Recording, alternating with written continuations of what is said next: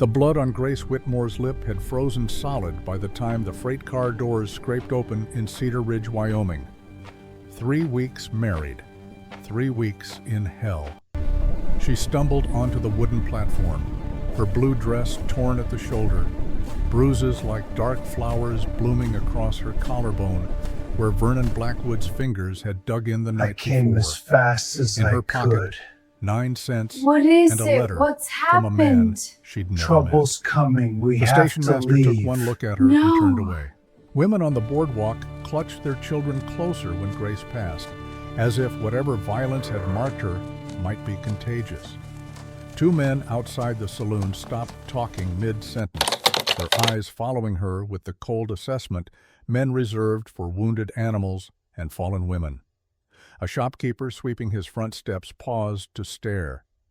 Grace heard his wife's voice drift from inside. Look at the state of her. Probably ran off from her husband.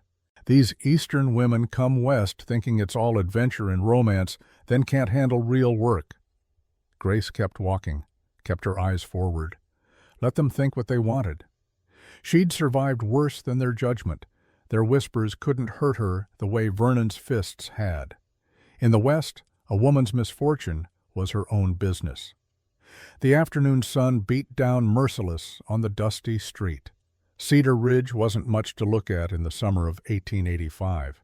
2 saloons, a general store, a boarding house with peeling paint, and the promise of something better that never quite arrived.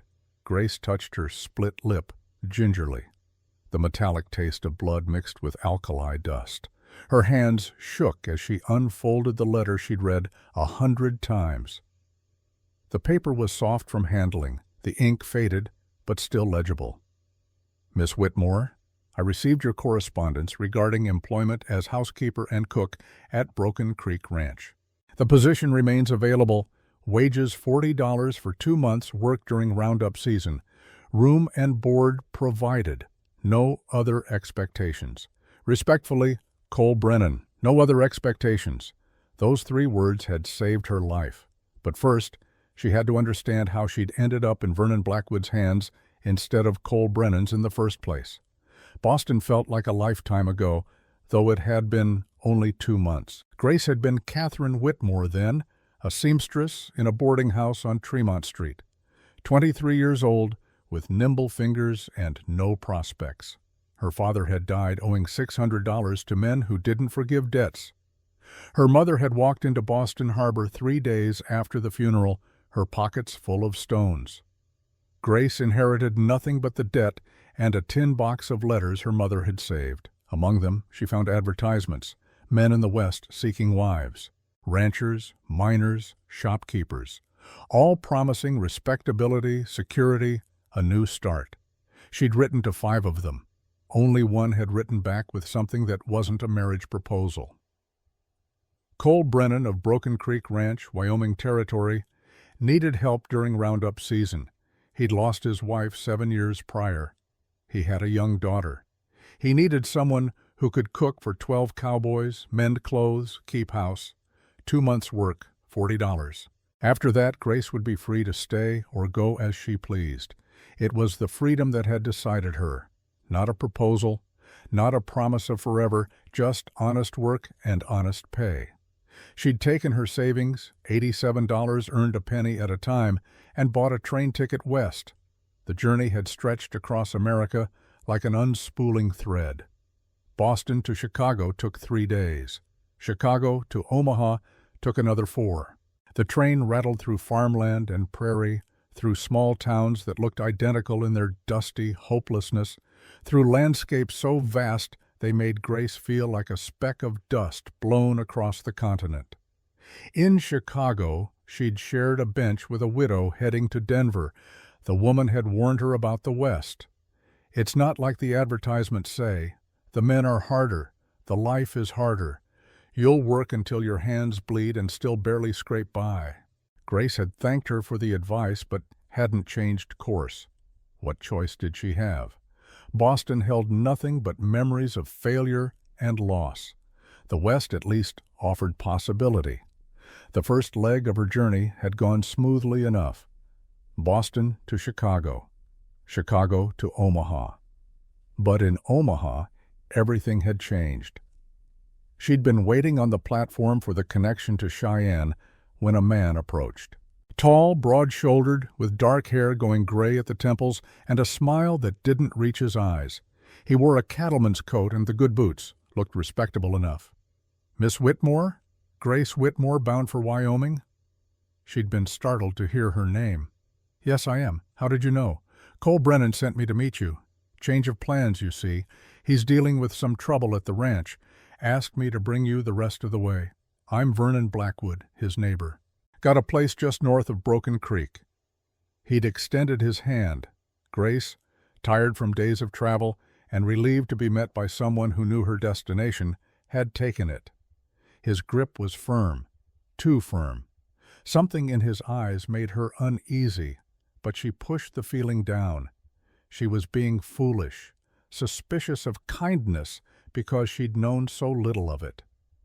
"That's very generous of Mr. Brennan," she'd said, "and kind of you to come all this way."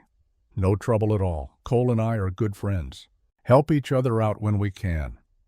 Vernon had helped her with her single carpet bag, led her to a wagon waiting outside the station. The first sign something was wrong came when they bypassed Cheyenne entirely. Vernon explained they'd take a more direct route. The roads were rough, he said. Better to avoid the main highways where bandits sometimes waited. Grace had accepted this.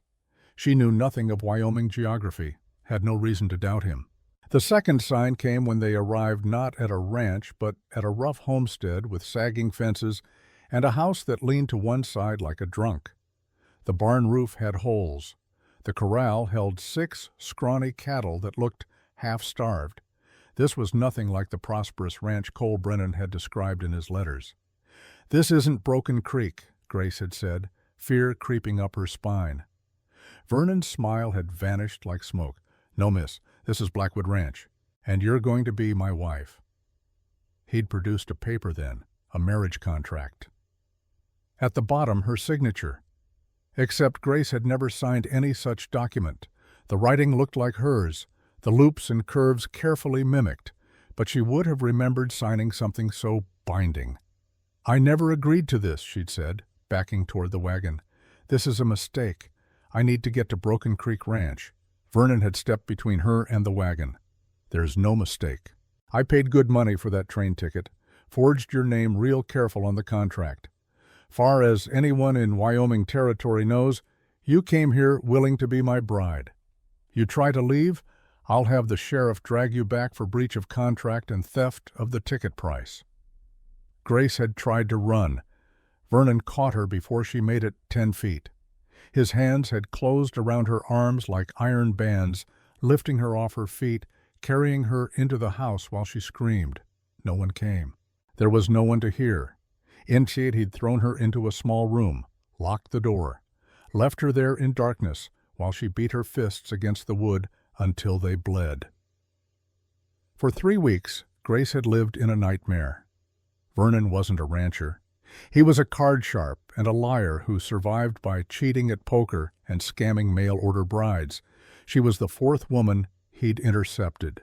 She'd learned this from Jacob, Vernon's 14-year-old son, a sullen boy with old eyes who brought her food when his father was too drunk to remember. "My ma was number 1, Jacob had told her through the locked door. Pa said she died of fever, but I heard her screaming. I was 8, I remember." Grace had seen the graves behind the house through her window. 3 wooden crosses, no names, no dates. Just raw earth and rotting wood marking where women had been buried and forgotten. Vernon didn't work. He left for days at a time, gambling in Cheyenne or Laramie, coming back drunk and mean. When he was home, he forced Grace to cook and clean and submit to his attentions at night. She'd fought him the first time. He'd beaten her so badly she couldn't stand for 2 days. After that, she'd learned to go still and quiet, to let her mind float away somewhere else while he used her body. Survival meant compliance. Resistance meant pain. But Grace had been planning, watching, waiting for her chance. Vernon kept money in a tin box under his bed. Not much.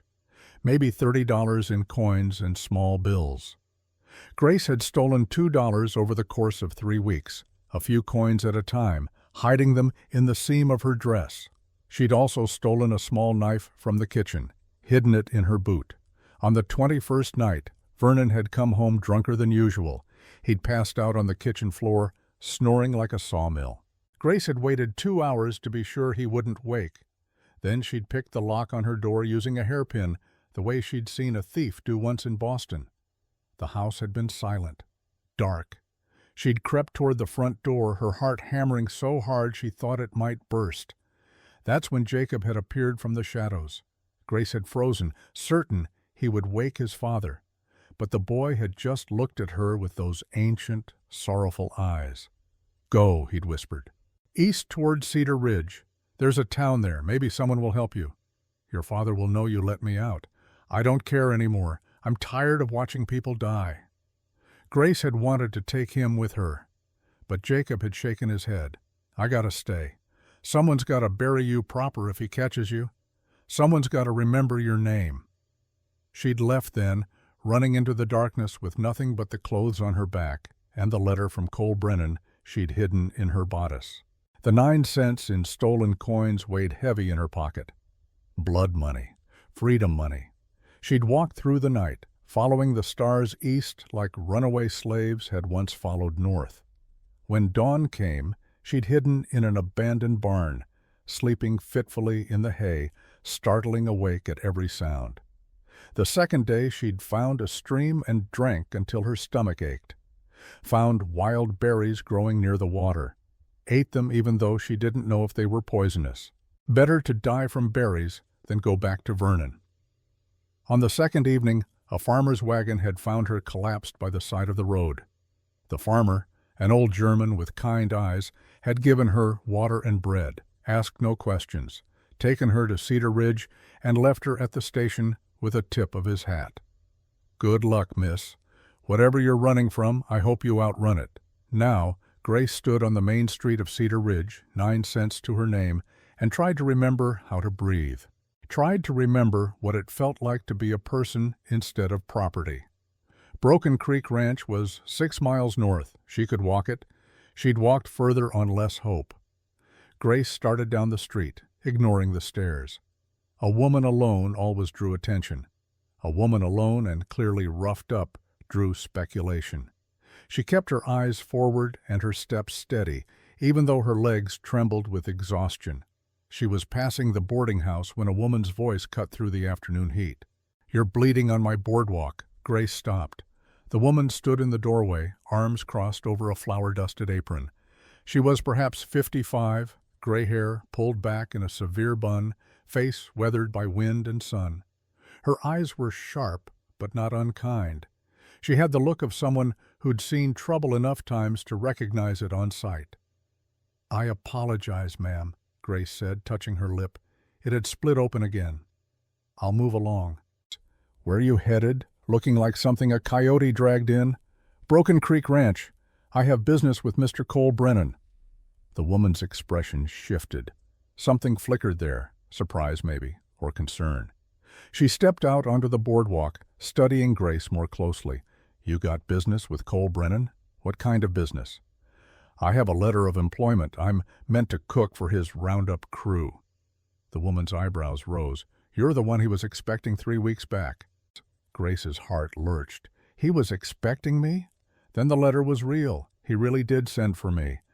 "Got a letter about 10 days ago saying you'd changed your mind. Married some fellow in Omaha instead." Cole wasn't pleased. He doesn't like being made a fool of. Grace's hands clenched. The letter was a lie.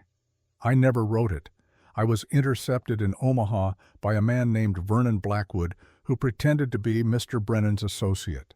He took me to his homestead under false pretenses, kept me there against my will. I escaped 2 days ago. The woman's face went still, then hard. "Vernon Blackwood. You know him?" "Everyone knows of him. Nasty piece of work, but he's careful. Never leaves evidence. Sheriff can't touch him." She looked Grace up and down again, taking in the torn dress, the bruises, the exhaustion written in every line of her body. "How'd you get away?" His son let me out while Vernon was passed out drunk. Jacob, poor boy. He's seen things no child should see. The woman stepped aside, gesturing toward her door. Come in. You look half dead. I'm Rosie McCall. I run this boarding house, and I've known Cole Brennan for 15 years. If you've got a legitimate claim on that job, you'll need to clean up before you go presenting yourself at his door. Grace followed her inside, almost lightheaded with relief. The boarding house was simple but clean, lace curtains on the windows, a parlor with worn but comfortable furniture, the smell of bread baking somewhere in the back. It reminded Grace achingly of the Boston boarding house where she'd lived, where life had been hard but at least predictable. Rosie led her up narrow stairs to a back room with a wash basin and a change of clothes laid out on the bed, a simple gray cotton dress, clean stockings, a comb. These belong to my daughter, Rosie said. She's out in California now, married to a banker. Got 2 children I've never met. These'll fit you well enough. You're about her size. I can't pay you, Grace said, the words stuck in her throat. Not yet. Maybe not ever, depending on whether Mr. Brennan believes me. Didn't ask you to pay. Can't send you up to Broken Creek looking like you've been dragged behind a horse. Cole's got enough reasons to be suspicious without you showing up half dead on his doorstep. Rosie paused at the door. Clean yourself up. I'll make coffee and food. You look like you haven't eaten proper in days. When Grace emerged 20 minutes later, scrubbed raw and dressed in borrowed clothes, Rosie was waiting with coffee and bread and cold chicken. Grace ate like she was starving, because she was. The food sat heavy in her stomach, real food, not the scraps Vernon had thrown her way. Vernon Blackwood, Rosie said, refilling Grace's coffee cup. I've heard stories. Women who go to his place and disappear? He always has papers saying they left willingly or died of natural causes. But there's talk. There's always been talk. There are graves behind his house, Grace said quietly. 3 of them, no names. Jacob said his mother was the first. Rosie's face went hard as flint. That boy needs rescuing same as you did. But getting him away from Vernon would take the law, and we don't have much law out here that's worth trusting. I saw the graves through my window, 3 crosses. The wood was rotting, like they'd been there years. You'll need to tell this to Cole, and probably to Sheriff Porter, though I don't know what good it'll do. Vernon's slippery, always has been. Rosie leaned forward, her eyes serious. But Grace, I need to be straight with you. Cole Brennan's not an easy man. Lost his wife Sarah 7 years back when their daughter was born. Sarah bled out before the doctor could get there through a snowstorm. Cole blamed himself, still does. He closed himself off after that, shut down. He's good to his men and devoted to that little girl, but he doesn't trust easy. And he sure as hell doesn't trust women who show up with hard luck stories. I have his letter, Grace said. I can prove he sent for me. That'll help. But Vernon sending that fake letter in your name, that complicates things. Cole thinks you rejected him, made him look foolish. He won't take kindly to that, even if it wasn't your doing.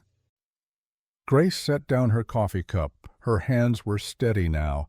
The food and coffee had restored some of her strength. I didn't come 1,000 miles to be turned away at the door, Mrs. McCall. I'll prove I'm worth hiring. I'll work harder than any man he's got. I'll show him I'm not a liar or a schemer or whatever else he thinks I am. Rosie smiled for the first time. It transformed her stern face into something almost gentle. You've got spine, girl. That's good. You'll need every bit of it. The walk to Broken Creek Ranch took 2 hours in the afternoon heat.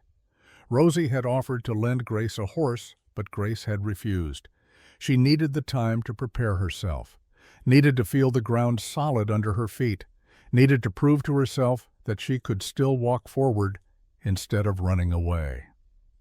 The landscape opened up the further she got from town. Rolling grassland stretched to distant mountains, purple and hazy in the heat. Cattle grazed in scattered clusters, red bodies against yellow grass.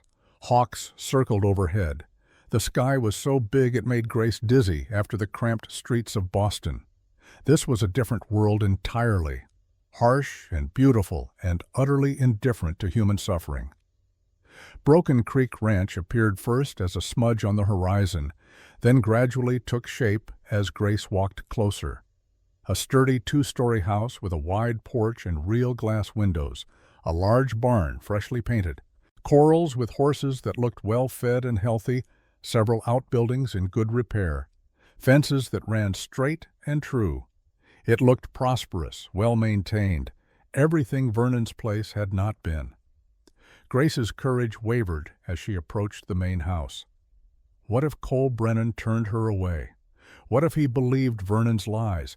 What if there was no job after all, and she'd gambled everything on a letter from a stranger who owed her nothing? She climbed the porch steps. Her legs shook. She raised her hand and knocked on the door. For a long moment, nothing. Then footsteps. Heavy, measured. The door opened. The man who stood there was not what Grace expected. Cole Brennan was tall, well over 6 feet, with broad shoulders and the lean, hardened build of someone who worked cattle every day of his life. His hair was dark brown, shot through with gray at the temples. His beard was short and neat, not the wild tangle she'd half expected, but it was his eyes that stopped her. Gray as a winter sky and just as cold. Eyes that had seen too much and trusted too little. He looked her up and down without expression, taking in the borrowed dress, the fading bruises on her face, the way she held herself like someone expecting a blow. "Help you?" His voice was deep, rough-edged, not unkind but not welcoming either. Grace's throat went dry. She forced herself to speak. "Mr. Brennan, my name is Grace Whitmore. I'm here about the position you advertised. Cook and housekeeper for roundup season." Something flickered in those cold eyes. Surprise, definitely. Then suspicion, quick and sharp. "You're 3 weeks late, and you sent a letter saying you'd married someone else in Omaha." "I never sent that letter, sir. I was intercepted in Omaha by a man named Vernon Blackwood, who pretended to be your associate. He told me you'd sent him to fetch me. He took me to his homestead under false pretenses. I was held there against my will for 3 weeks. I escaped 2 days ago." Cole's expression didn't change, but his jaw tightened almost imperceptibly. "Vernon Blackwood?" "Yes, sir." "You're telling me you've spent the last 3 weeks at Blackwood's place?" "Against my will, yes, sir. And now you show up here with a story about being kidnapped and held prisoner, and you expect me to believe you and give you a job." Grace met his eyes steadily, refused to look away, even though those gray eyes felt like they could see straight through to her lying, thieving, desperate heart. "I have your letter, Mr. Brennan, the original one, the one offering me employment.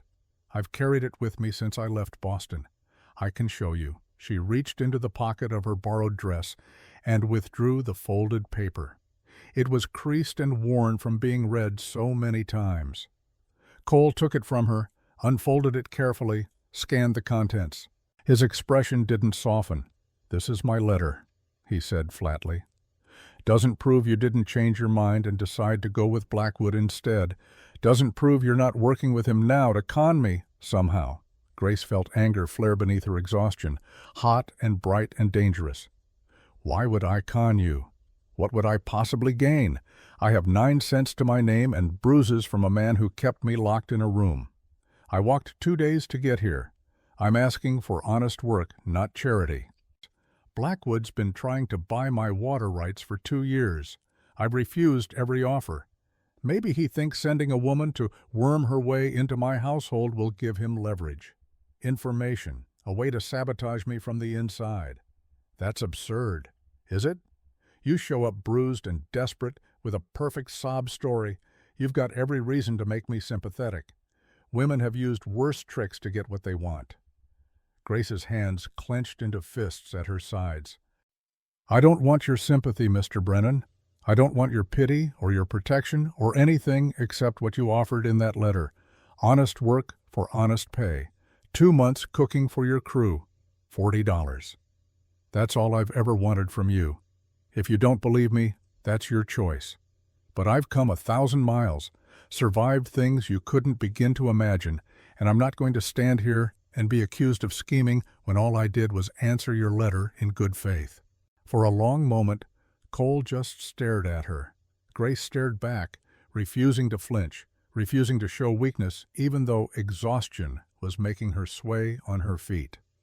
Finally, Cole spoke. His voice was quieter, but no warmer. "I didn't order a bride, Miss Whitmore. I ordered a housekeeper. I've got no interest in marriage, no interest in complications, no interest in whatever romantic notions you might be harboring. If you're looking for a husband, you're at the wrong ranch." "I'm looking for work," Grace said flatly. "Nothing more, nothing less. Work's hard here. We're running roundup starting Monday. That means 12 men who'll need 3 meals a day plus coffee whenever they want it. 18-hour days, back-breaking labor, no complaints, no tears, no running to me saying the men are crude or the work's too hard. I can handle it. You ever cooked for a cattle crew before? I cooked for 50 residents at a boarding house in Boston. Breakfast, dinner, and supper every day for 2 years. I imagine cowboys eat the same as anyone else, just more of it." Cole's mouth twitched. It might have been the ghost of a smile, though it was hard to tell. "They eat twice as much as normal people, and they're 3 times as loud when the food's bad." "Then I'll make sure the food's good." Another silence. Cole seemed to be weighing something, studying her like she was a horse he was considering buying. Finally, he stepped back from the door. 2 months, $40 like I said in the letter. You'll sleep in the bunkhouse loft. You'll cook 3 meals, keep the kitchen clean, mend clothes, and do whatever else needs doing. You cause trouble, you're gone. You steal anything, you're gone. You bring Vernon Blackwood's business to my doorstep, you're gone immediately. Those are the terms, you understand?" Relief flooded through Grace so powerfully she almost staggered. "I understand, Mr. Brennan. Thank you." "Don't thank me yet. You haven't started the work." Cole turned and called into the house. "Silas, get out here!" A man emerged from somewhere in the back of the house. He was older, late 50s probably, with a face like tanned leather and eyes the color of faded denim. He wore dusty work clothes and walked with the slight bow-legged gait of a man who'd spent most of his life on horseback. He took in Grace with a single comprehensive glance that missed nothing, then looked at Cole with raised eyebrows. "This is Grace Whitmore," Cole said. "She's our new cook for Roundup. Show her the bunkhouse and the kitchen setup. Get her settled in. Answer her questions." "Yes, boss." The older man, Silas apparently, stepped onto the porch and gave Grace a small nod. "Ma'am, welcome to Broken Creek Ranch. I'm Silas Turner, trail boss." Cole looked at Grace one more time. Those winter-gray eyes held hers for a long moment. "Don't make me regret this, Miss Whitmore." Then he turned and walked back into the house, closing the door behind him with a decisive click. Silas waited until Cole was gone, then let out a low whistle. "Well now, that's the first time in 7 years I've seen Cole hire a woman for anything more than laundry. You must have made quite an impression." "He thinks I'm a liar and possibly a spy for Vernon Blackwood," Grace said tiredly. "Oh, he definitely thinks that. But he hired you anyway, which means something." Silas started walking toward the barn, his bow-legged stride surprisingly quick. "Come on, I'll show you where you'll be bunking." The bunkhouse was a long, low building made of rough-hewn logs chinked with mud.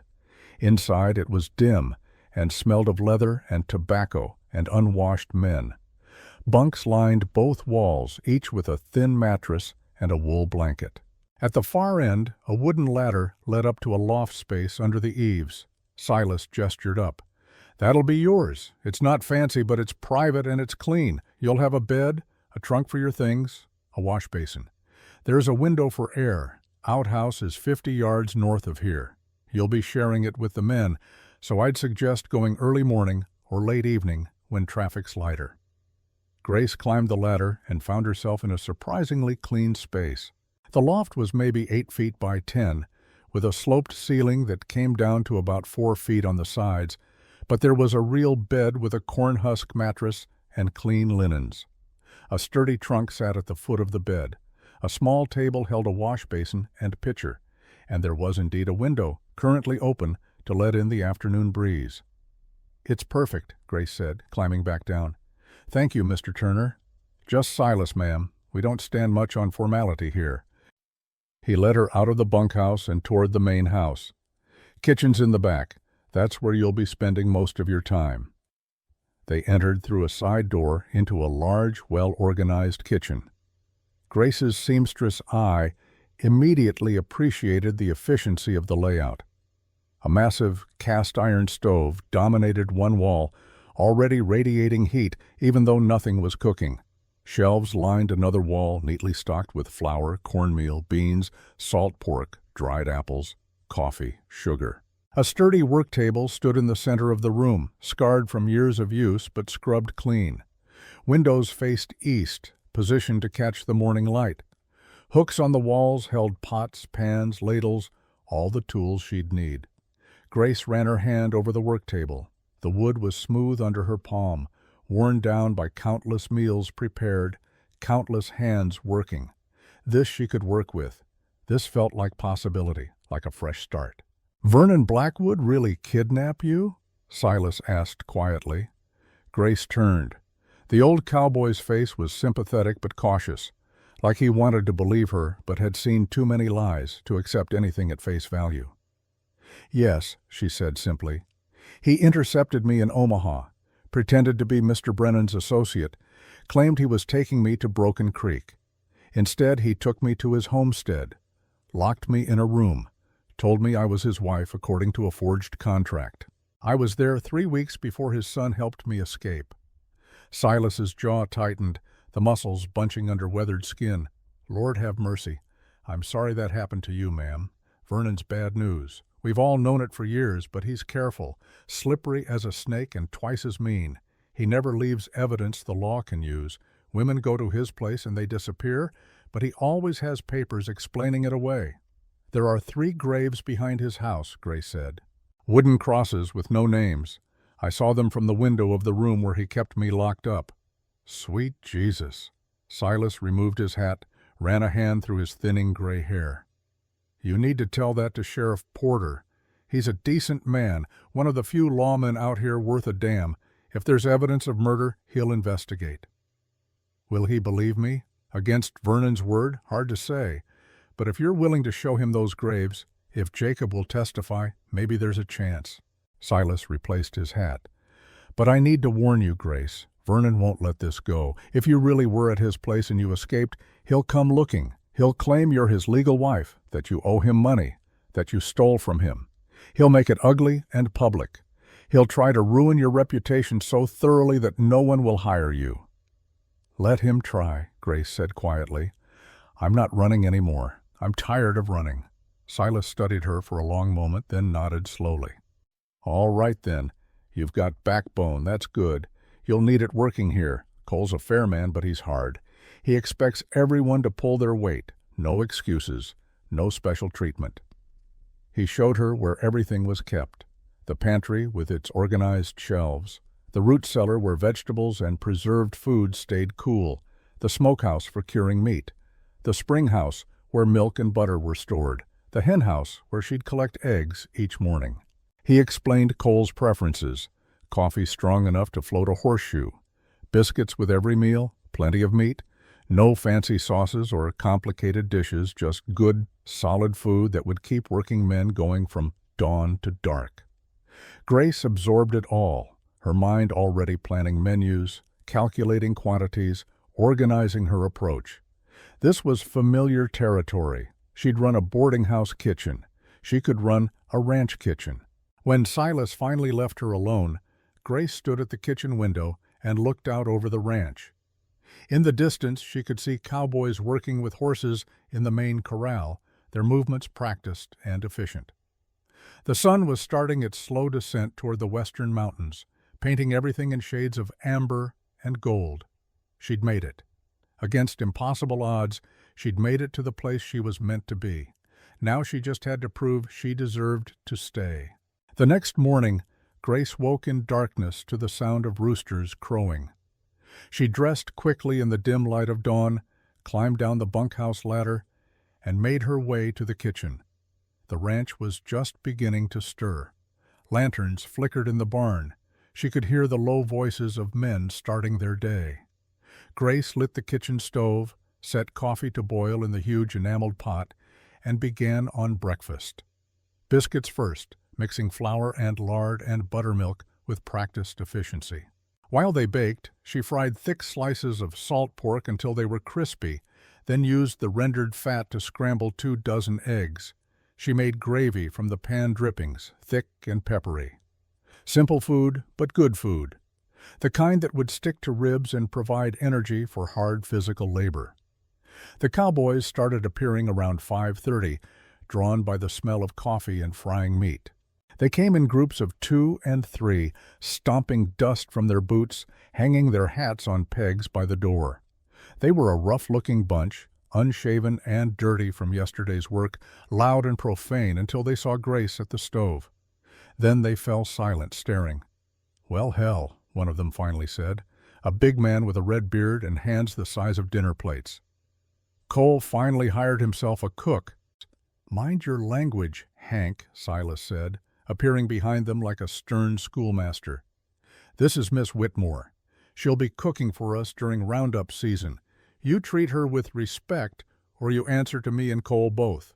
We clear?" A chorus of "Yes, Silas" went around the room. The men shuffled to the long table that dominated the dining area and took their seats. Grace served them without comment, setting platters of biscuits and meat and eggs in the center of the table, pouring coffee into tin cups. The men ate in silence at first, too hungry or too shy to speak. Then gradually they began talking amongst themselves. Talk of cattle movements, of fences that needed mending, of a water source in the north pasture that was running lower than it should this late in summer. One young cowboy kept staring at Grace. He couldn't have been more than 18, with red hair, freckles, and the gangling build of someone who hadn't quite grown into his adult body. Finally, he worked up the courage to speak. "Biscuits are real good, ma'am." Grace smiled at him. "Thank you, Mr. Tom, ma'am. Just Tom. Nobody calls me Mr. "Well, thank you, Tom. I'm glad you like them."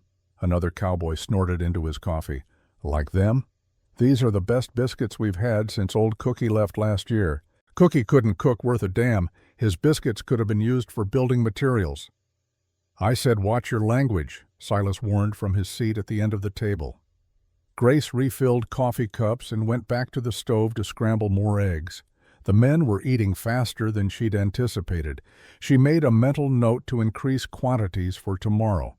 She was scraping the last of the eggs onto a serving platter when the kitchen door opened and Cole walked in. The room went instantly quiet. Even the sound of chewing seemed to stop. Cole scanned the table, taking in the empty platters, the men's satisfied faces, the general atmosphere of contentment. His eyes moved to Grace. "Morning, Miss Whitmore." "Good morning, Mr. Brennan. Would you like breakfast?" "Please." Grace fixed him a plate, making sure to give him the best biscuits, the crispiest bacon. Cole sat at the head of the table and ate methodically, his expression revealing nothing. The cowboys watched him nervously, like students waiting for a teacher's judgment. When Cole finished, he stood, drained his coffee cup, and set it carefully on the table. "Good," he said simply. Then he walked out. The cowboys let out a collective breath. Tom grinned at Grace. High praise from the boss. He actually used a positive word. Silas chuckled. "Don't let it go to your head, Miss Whitmore. Cole's compliments are rare as hen's teeth. But when he gives one, he means it." Grace allowed herself a small smile as she began clearing plates. One meal down. Only a few hundred more to go. The days fell into a rhythm as natural as breathing. Grace woke before dawn, started coffee, prepared breakfast for hungry men who worked from sunup to sundown. She learned their names and preferences. Tom liked extra jam on his biscuits. Miguel, a quiet man with Mexican heritage and magic hands with horses, preferred his coffee with sugar. Luke, Cole's 18-year-old nephew, ate enough for 3 men and was always first in line. Marcus, the oldest cowboy after Silas, had a scarred face and surprisingly gentle manner. They tested her at first, the way men always tested women in their domain. They asked for complicated dishes, made messes, left dirty boots where she'd have to clean around them. Grace never complained. She cooked whatever they requested if she had the ingredients. She cleaned up their messes without comment. She mended their torn shirts and ripped chaps without being asked. By the fourth day, something had shifted. Tom started carrying water buckets for her without prompting. Miguel brought in firewood each morning. Marcus washed dishes after dinner, his big scarred hands surprisingly careful with the tin plates. Luke stopped tracking mud across her clean floor. Grace knew she was winning them over. But Cole remained distant as the mountains on the horizon. He ate her meals without comment beyond that single good on the first morning. He nodded when they passed each other. But he never spoke to her beyond what was absolutely necessary, never asked how she was settling in, never acknowledged her presence beyond the purely functional. It was like being invisible, like being a useful tool, but not quite human. On the fourth evening, as Grace was scrubbing the last of the dinner pots, she heard a child's voice from somewhere in the main house, high and sweet, singing something tuneless and happy. Lily, Cole's daughter. Grace still hadn't met her. The little girl had been staying with a neighboring family while Cole prepared for roundup season. Grace finished the dishes and was drying her hands when the kitchen door creaked open. A small figure stood silhouetted against the golden evening light. "Papa said there's a new lady here." Grace turned slowly, not wanting to startle the child. The little girl was perhaps 6 years old, small for her age, with dark hair in 2 careful braids, and her father's distinctive gray eyes. She wore a simple calico dress, faded but clean, and clutched a rag doll to her chest. The doll had button eyes and yarn hair and a dress that matched Lily's. "Hello," Grace said gently. "I'm Grace. You must be Lily. Did you know my mama?" The question was so direct, so innocent, that it took Grace's breath away. "No, sweetheart, I didn't. I'm sorry. She died when I was born. Papa says she was beautiful and kind, and she would have loved me very much." "I'm sure she would have. I'm sure she did love you, even if she couldn't stay." Lily took a few steps into the kitchen, hugging her doll tighter. "Are you going to be my new mama? Mrs. Henderson said Papa should find me a new mama. She said it's not natural for a man to raise a girl alone." Grace's heart clenched. She knelt down to the child's level, meeting those serious gray eyes. "No, honey, I'm not here to be anyone's mama. I'm just here to cook for your papa's cowboys, just for a little while, until roundup season is over." "Oh." Lily's face fell with such obvious disappointment that Grace had to resist the urge to pull her into a hug. "I thought maybe Papa finally decided to get me a mama. All the other children at school have mamas. I'm the only one who doesn't." "Your papa loved your mama very much," Grace said softly. "Sometimes when people love someone that big, that deep, it's very hard to think about loving anyone else the same way. But don't you think he gets lonely?" "I think everyone gets lonely sometimes, even papas." Lily considered this with the seriousness only children possess. "Do you have a papa?" "I did once. He died when I was not much older than you. Do you have a mama?" "She died too." Lily's eyes widened with recognition. "Then we're the same. We both don't have mamas anymore." Grace's throat tightened painfully. "Yes, sweetheart, we're the same in that way." The kitchen door opened again. Cole stood in the doorway, his expression unreadable in the fading light. "Lily? Bedtime." "But Papa, I'm talking to Miss Grace." "Now, Lily." The child sighed with all the dramatic flair of a 6-year-old being unjustly persecuted. But she obeyed, crossing to her father and taking his offered hand. Before she left, she turned back to Grace. "Will you still be here tomorrow?" "Yes," Grace said. "I'll be here." "Good. I like you." Then she was gone, towed along by her father's long strides. Grace stood slowly, her knees protesting from kneeling on the hard floor. Through the window, She could see Cole and Lily crossing the yard toward the main house, the little girl chattering up at her father, who listened with the patience of a man who'd heard it all before but would listen anyway. That little girl wanted a mother so desperately, and Cole clearly had no intention of providing one.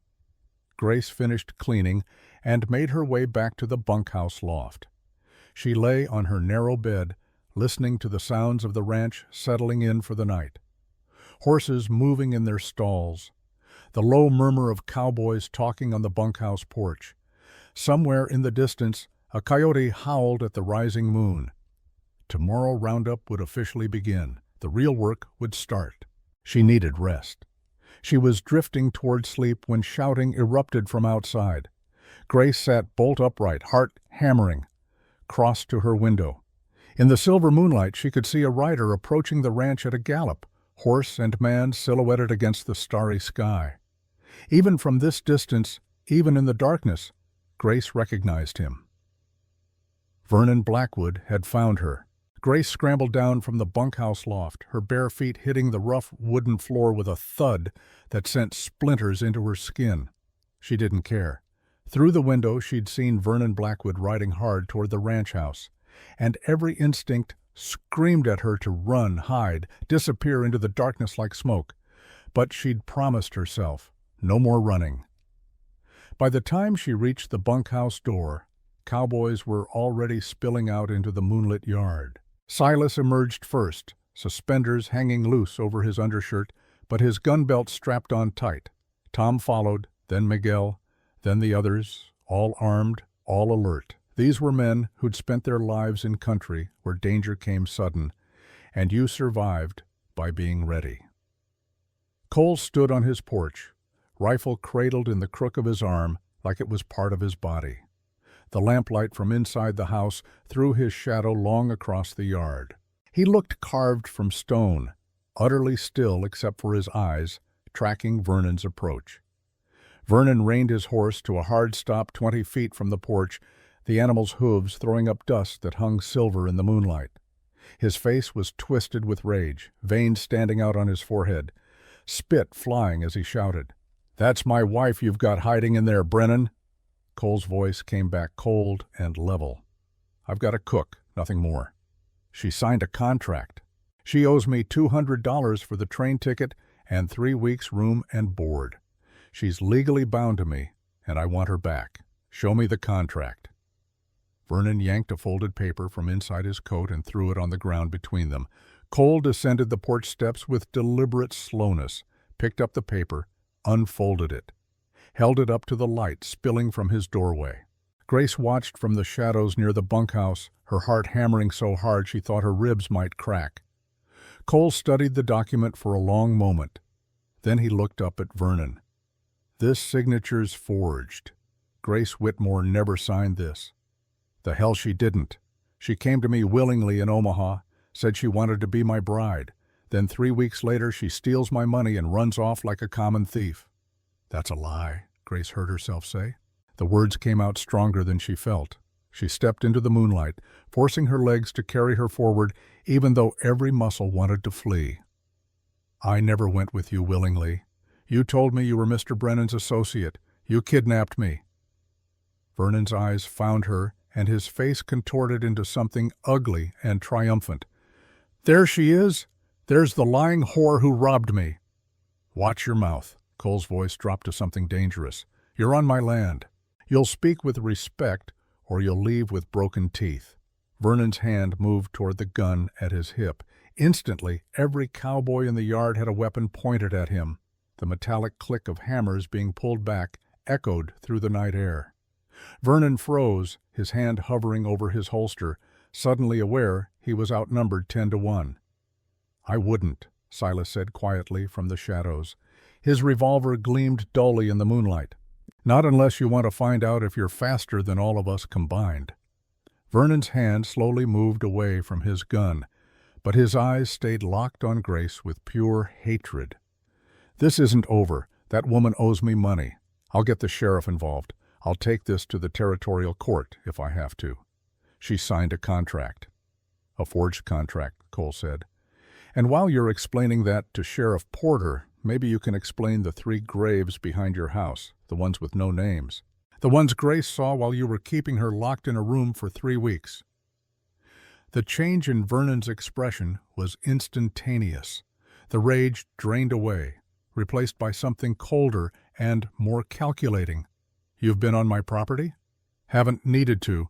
Grace told me about them. Seems to me the sheriff might be interested in doing some investigating. Might want to know what happened to those women. Might want to know about your first wife, Mary, about how she really died." Vernon was silent for a long moment, his horse shifting nervously beneath him. When he finally spoke, his voice had lost its bluster. "You're making a mistake, Brennan. Protecting a thief and a liar, it'll come back on you. She'll rob you blind and run off, just like she did to me. Women like her, they're nothing but trouble." "Maybe," Cole said. "But that's my problem, not yours. Now get off my land before I decide you're trespassing and handle it accordingly." Vernon stared at Grace for another long moment. The hatred in his eyes promised retribution, revenge, suffering. Then he yanked his horse's head around and spurred the animal hard. They disappeared into the darkness at a gallop, dust rising like ghosts in their wake. Nobody moved for a full minute after Vernon vanished. Then Silas let out a long breath and lowered his revolver. "Well, that was exciting." "He'll be back," Cole said quietly. "Men like Vernon don't let go easy. He'll find another way to make trouble." "Should we post a watch?" Miguel asked. His English carried the musical lilt of his Mexican heritage. "In case he comes back tonight?" "Good idea. Miguel, you and Tom take first shift. Marcus and Luke, you're second. 4-hour rotations." Cole finally looked at Grace. His expression was unreadable. "Miss Whitmore, my office, now." Grace's stomach dropped. She followed Cole into the house, through a parlor furnished simply with a worn sofa and chairs, down a hallway to a room lined with shelves, account books, ledgers, a desk piled with papers. Cole lit a lamp and closed the door behind them. For a moment he just stood there, looking at her. Grace forced herself to meet his eyes, even though she felt exposed, vulnerable, like a rabbit under a hawk's shadow. "Tell me everything," Cole said finally, "from the beginning. No lies, no omissions. I need to know exactly what I'm dealing with." So Grace told him, all of it. Boston and the debt collectors, her mother's suicide, the advertisements for mail-order brides, Cole's letter offering honest work instead of marriage, the train journey west, Vernon intercepting her in Omaha with his lies and his forged papers, the 3 weeks of hell in that locked room, Jacob helping her escape, the 2-day walk to Cedar Ridge with nothing but 9 cents and Cole's letter. She told him about the graves, about the things Jacob had said, about Vernon's other victims who disappeared without trace. Cole listened without interrupting. When she finished, he was quiet for a long time. Finally he moved to the window, looking out at the dark ranch. "I believe you," he said. Grace felt something unknot in her chest. "You do?" "I've known Vernon Blackwood for 5 years. He's a card sharp, a liar, and probably a killer. Sheriffs suspected him of wrongdoing for years, but could never prove anything. If he's escalated to kidnapping mail-order brides, forging contracts, keeping them prisoner," Cole shook his head, "that needs to stop. And those graves need investigating. His son Jacob knows the truth. He'd testify, I think, if someone could protect him from his father. That's a conversation for Sheriff Porter." Cole turned back to face her. "But Grace, you need to understand something. Vernon's not going to give up. He'll go to the sheriff and file a complaint. He'll claim you stole from him. He'll make your life hell, trying to get revenge. And as long as you're on my ranch, that trouble follows you here, affects my men, affects my daughter." Grace's heart sank. "You want me to leave?" "I'm saying you need to know what you're choosing. You can leave now. I'll give you the $40 I promised. I'll arrange safe passage to Denver or San Francisco or wherever you want to go. You can start fresh somewhere. Vernon will never find you. Or you stay. You work roundup. You prove Vernon's claims are false. You help put him in prison where he belongs. But that means standing your ground. No running. No backing down when things get hard." Grace thought about the graves behind Vernon's house, about the women who'd had no one to speak for them, no one to demand justice, about Jacob, that sad-eyed boy who'd saved her life at risk to his own. "I'm staying," she said. "I'm not running anymore." Something shifted in Cole's expression. Respect, maybe, or recognition of something kindred. "Then we do this right. Tomorrow morning, you and I go to town, talk to Sheriff Porter, file a formal complaint, get everything on record. Then we prepare for whatever Vernon does next." "Thank you," Grace said quietly. "Don't thank me yet. This could get ugly before it gets better." The next morning, Grace rode to Cedar Ridge in Cole's wagon, sitting stiffly on the bench seat beside him while the ranch hands stared. Cole said nothing during the hour-long journey, his attention focused on the road and the two horses pulling them. Grace watched the landscape roll by, grassland and distant mountains, hawks circling in the endless sky. Cedar Ridge looked different in full daylight, still dusty, still rough, but more alive. People moved along the boardwalks, wagons clustered outside the general store. The saloons were quiet this early, but the smell of last night's whiskey still hung in the air. Cole pulled the wagon to a stop outside a small building with a sign that read, "Sheriff." He helped Grace down, his hand on her elbow courteous but impersonal, then led her inside. Sheriff Hank Porter was a big man gone soft in the middle, with iron-gray hair and a face like weathered saddle leather. He looked up from his desk when they entered, his eyes moving between Cole and Grace with sharp intelligence. "Cole, what brings you to town on a workday?" "Need to file a complaint, Hank. This is Grace Whitmore. She's got a story you need to hear." For the next hour, Grace repeated everything she'd told Cole the night before. The sheriff listened, occasionally asking questions, his expression growing darker as she described the locked room, the forged contract, the graves. When she finished, Porter sat back in his chair. "That's serious accusations, Miss Whitmore. You understand if I investigate this, it's going to stir up trouble? Vernon will fight back. He'll claim you're lying." "I know. You willing to testify in court if it comes to that?" "Yes." Porter looked at Cole. "You believe her?" "I do. And I think if you dig into those graves, you'll find evidence. Maybe 3 women who were reported missing over the years. Maybe marriage contracts that look suspicious. Vernon's been getting away with this too long. I'll ride out to his place today, have a look around. If I find what you're describing, I'll bring Vernon in for questioning." Porter turned back to Grace. "But, miss, you need to be prepared. Even if I arrest him, he might make bail. He's got some money saved from his card games. He could be back on the street within days." "I'll be at Broken Creek Ranch," Grace said. "Mr. Brennan's offered me protection." "Good. Cole runs a tight operation. You'll be safe there." Porter stood, extending his hand to Cole. "I'll keep you informed. This might take time, but I'll get to the truth." They left the sheriff's office and walked back toward the wagon. Grace felt lighter somehow, like speaking the truth out loud had loosened chains she hadn't known she was carrying. They were passing the general store when a woman's voice called out, "Cole Brennan! Is that you?" Cole turned. A woman in her 30s approached, wearing a practical brown dress and carrying a doctor's bag. She had intelligent eyes and capable hands and the no-nonsense air of someone who'd seen too much suffering to tolerate fools. "Dr. Reed," Cole said with something that might have been warmth, "didn't know you were in town. Just finished checking on the Henderson baby. Colic." The mother was beside herself. The woman's eyes moved to Grace with obvious curiosity. "And who's this?" "Grace Whitmore, my new cook for roundup season." "Grace, this is Dr. Abigail Reed. She's a veterinarian. Best in the territory." Abigail extended her hand and Grace shook it, feeling the strength in those fingers.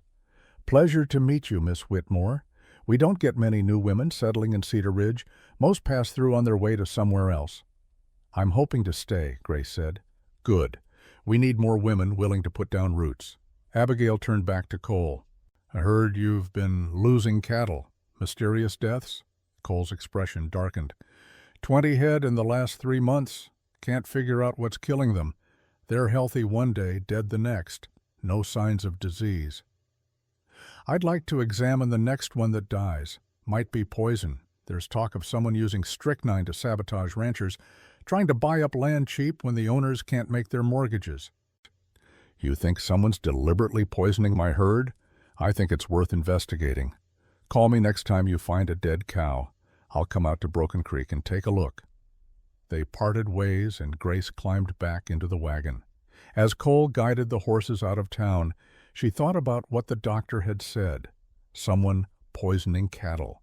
Someone trying to force Cole into financial ruin. Do you think Vernon's behind the cattle deaths? She asked. Cole was silent for a moment.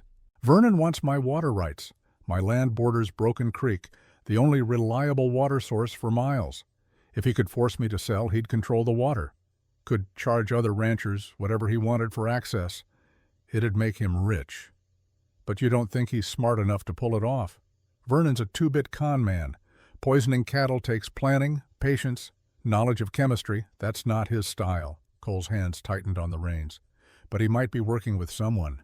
Someone who has more to gain than just water rights. The pieces were starting to fit together in Grace's mind.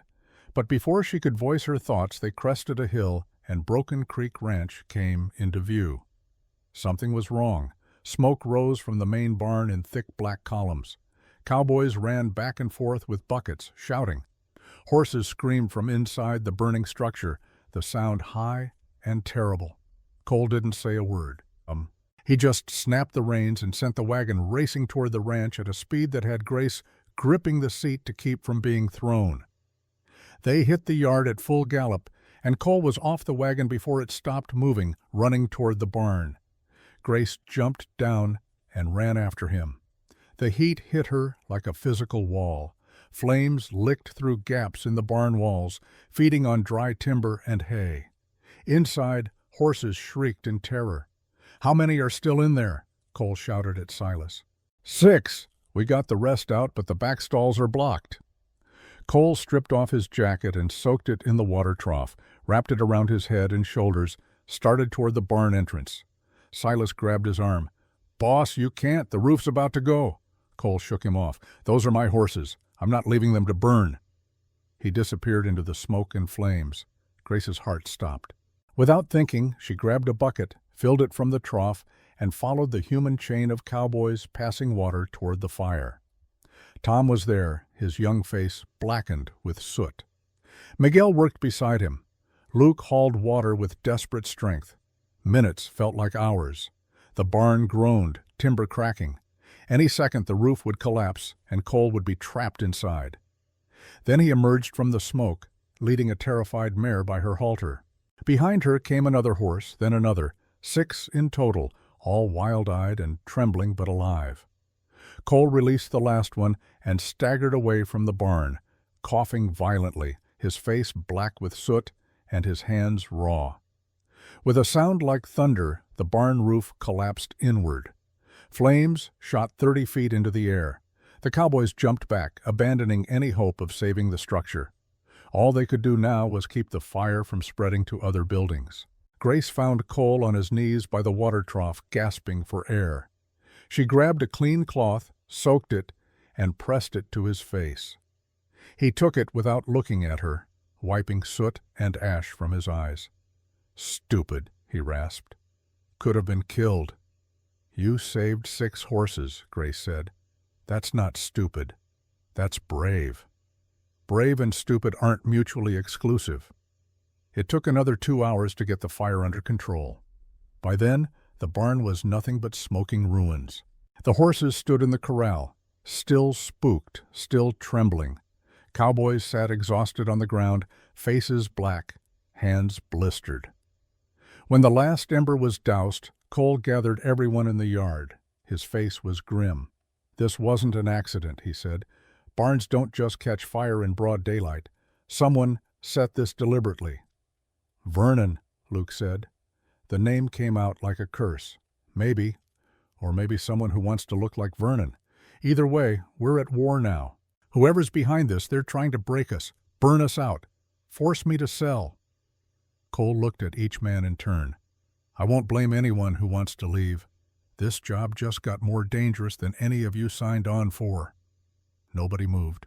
Nobody spoke. Then Silas stepped forward. "I've worked for you 12 years, Cole, through drought and blizzard and market crashes. I'm not quitting because some coward likes matches." One by one, the other cowboys nodded agreement. Even young Tom, barely old enough to shave, stood straighter and said, "I'm staying, boss." Cole's jaw tightened with emotion he didn't voice. "All right then. We rebuild. Miguel, Tom, you're on night watch. 2-man teams, 4-hour shifts, until we catch whoever's doing this. Everyone else, we start roundup tomorrow as planned. We don't let this stop us." The men dispersed, heading to the bunkhouse to clean up and rest. Grace started toward the kitchen, already planning a big dinner to restore their strength. But Cole's voice stopped her. "Miss Whitmore, a word." She turned. Cole stood amid the smoking ruins of his barn, looking older than his years, tired, worn down by responsibility and loss. "You followed me into that fire," he said quietly. "I passed water. That's all. You could have stayed safe, could have watched from a distance. Instead, you joined the bucket line without being asked." He paused. "Thank you." It was the first time he'd thanked her for anything, the first time he'd acknowledged her as something more than hired help. "You're welcome," Grace said. That night, Grace cooked enough food for an army. Roast beef from an animal they'd butchered that afternoon, potatoes fried in fat, biscuits with butter and honey, apple pie made from dried fruit. The cowboys ate like they were starving, and maybe they were. Physical exhaustion and fear burned calories fast. Lily appeared during dinner, escorted by Silas. The little girl had been at the Henderson Ranch during the fire, safe from danger, but now her eyes were wide with worry. "Papa says the barn burned down. He says bad men did it." "That's right, little one," Silas said gently, "but your papa and all these good men fought the fire, saved all the horses. Everything's going to be fine."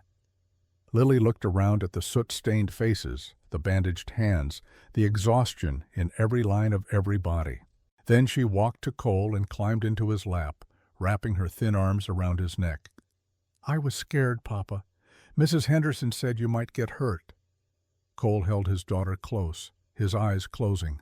"I'm all right, sweetheart, I'm all right." Grace turned away, giving them privacy.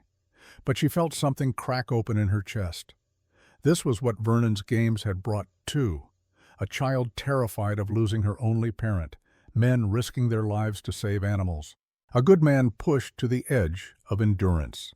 After dinner, Grace cleaned up while the first watch took their positions. The ranch felt different at night now, tense, alert, like an animal sensing predators in the darkness. She was scrubbing the last pot when the kitchen door opened. Cole entered, his hair damp from washing, his hands bandaged. He looked at the clean kitchen, the food stored away, everything in order. "You didn't have to stay up this late," he said. "Neither did you. Can't sleep. Keep thinking about what might have happened if we'd been 5 minutes later getting back from town. But you weren't. You were exactly when you needed to be." Cole pulled out a chair and sat, wincing slightly. Burns, probably, though he'd never admit it. Grace poured him coffee without asking, set the cup in front of him. "My wife Sarah used to do that," he said quietly. "Know what I needed before I asked." It was the first time he'd mentioned his wife directly to Grace. She sat down across from him, cradling her own cup. "How long were you married?" 4 years. Met her in Denver when I was buying breeding stock. She was a school teacher, smart, kind. Too good for a rough cattleman like me." His mouth curved in something that wasn't quite a smile. "But she saw something in me worth taking a chance on. Came out here to the middle of nowhere, never complained, even when winters got hard and money got tight." "What was she like?" "Patient, gentle. She could calm a spooked horse with just her voice, could make me laugh when I was ready to give up." Cole stared into his coffee. "When she got pregnant, she was so happy. Used to talk to the baby all the time, made plans for the future. Then the labor started early, middle of a February blizzard. By the time I got through the snow to fetch the doctor, it was too late. Sarah bled out in our bed. Lily was born alive, but Sarah—" He stopped. swallowed hard. I killed her. By bringing her to this harsh place. By getting her pregnant. By not being able to save her. You didn't kill her, Grace said firmly. Childbirth is dangerous. Women die in cities with doctors right there. It wasn't your fault. I've been telling myself that for 7 years. Still doesn't feel true. They sat in silence for a moment. Then Grace spoke softly. I understand guilt, Mr. Brennan. I understand blaming yourself for things beyond your control. My father died because of debts he couldn't pay. My mother killed herself because she couldn't face life without him. I was there. I could have stopped her if I'd seen the signs, could have talked her out of it, but I was too wrapped up in my own grief to notice hers. Cole looked at her, really looked at her for the first time since she'd arrived. How old were you? 21, old enough to know better, old enough to be drowning in your own pain. You can't save someone who's already made up their mind to die, Grace. I've learned that the hard way. The use of her first name sent a strange warmth through her chest, like a door opening, like permission granted. Vernon told me I was worthless, Grace said. Told me I should be grateful he'd taken me in, that no one else would want damaged goods. She met Cole's eyes. I started to believe him, started to think maybe I deserved what he did to me. That's what men like him do. They break you down until you can't remember what it felt like to stand tall. You're standing now, Cole said quietly. Stood up to Vernon in front of my whole crew. Followed me into a burning barn. Faced down your fear and kept moving forward. That's not broken. That's steel. Grace felt tears prick her eyes but refused to let them fall. I'm trying. Some days I still feel like that locked room is the only real thing. Like this is all a dream I'll wake up from. It's real. You're here. You're safe. Cole's bandaged hand moved across the table, hovering near hers, but not quite touching. I won't let Vernon take you back. I give you my word on that. The kitchen door burst open. Miguel stood there, breathing hard. Boss, you need to see this. They followed him outside. The night watch had gathered near the ruined barn. Tom held a lantern. In its light, Grace could see words painted on the blackened timbers in white paint. Thief, liar, whore. Her stomach turned. Vernon's message was clear. He wanted everyone to know what he thought of her, wanted to poison them against her. That son of a bitch, Luke muttered. Cole's face was carved granite. Paint over it, tonight. I don't want Miss Whitmore seeing those words in the daylight. Already on it, boss, Silas said. He had a brush and a can of black paint in his hands. Grace watched them work, covering Vernon's hatred with darkness. The cowboys moved efficiently, not speaking, just doing what needed to be done, protecting her without being asked. When it was finished, Cole turned to her. Get some sleep. Tomorrow's roundup. We've got 2 months of hard work ahead.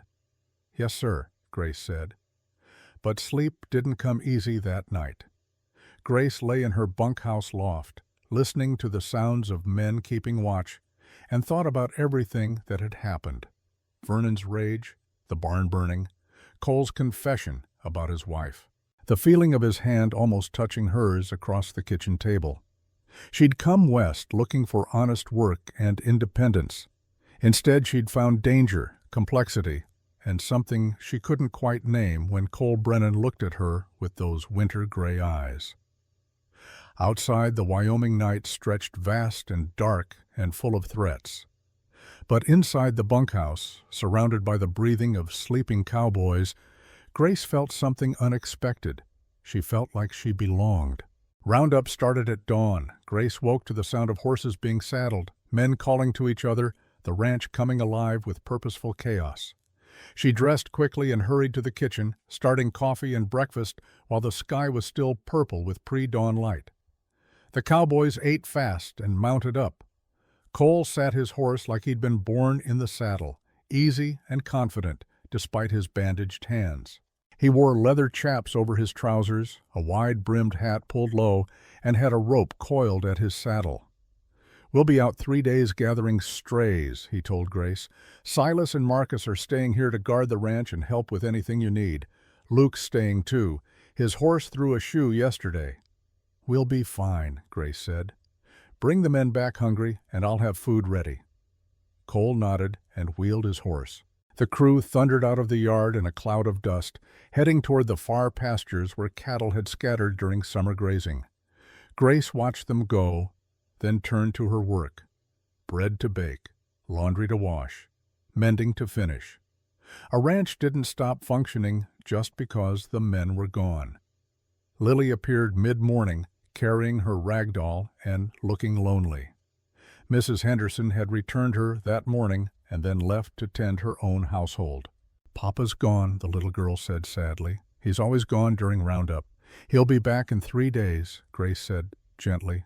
"Would you like to help me bake bread? I could use an assistant." Lily's face brightened. "Really? You'd let me help?" "Of course. Come here. I'll show you how to knead dough." They spent the morning in the kitchen together. Grace taught Lily to mix ingredients, to work the dough until it was smooth and elastic, to shape loaves for the pan. The child's hands were small but capable. She took the work seriously, her tongue poking out in concentration. "My mama used to bake," Lily said. "Papa told me. He said she made the best cinnamon rolls in Denver." "I bet she did. Would you like to learn how to make cinnamon rolls?" "Could we? Papa would be so happy if I learned something Mama knew."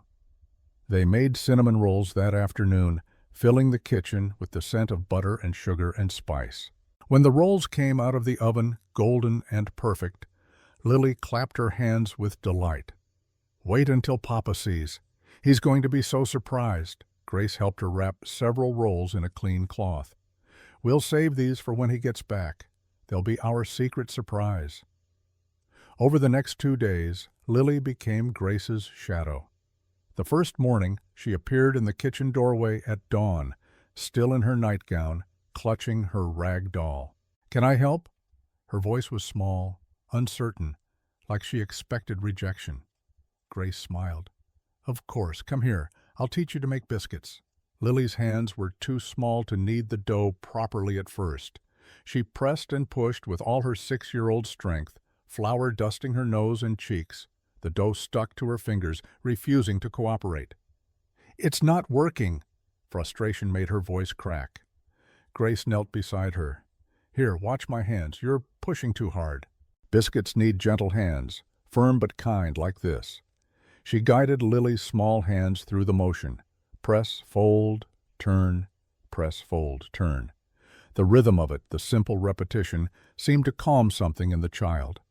After several minutes, Lily was doing it alone, her tongue poking out in concentration. "I'm doing it, Miss Grace, look. I'm making biscuits just like Mama used to." When the biscuits came out of the oven, golden and perfect, Lily stared at them like they were made of gold. She'd created something good, something that would have made her mother proud. That afternoon they made cinnamon rolls together. Grace showed Lily how to roll the dough thin, spread butter and cinnamon sugar, roll it tight.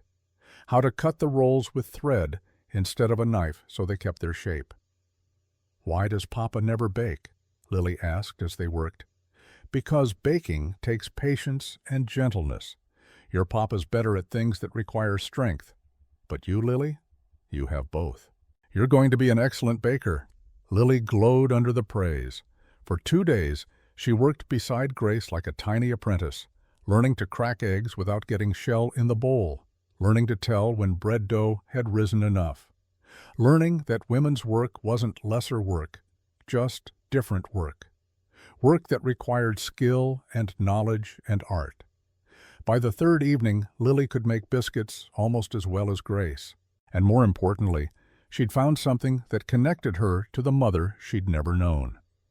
She chattered constantly, filling the quiet ranch with stories about school, about her friend Emma Henderson, about the books her father read to her at night.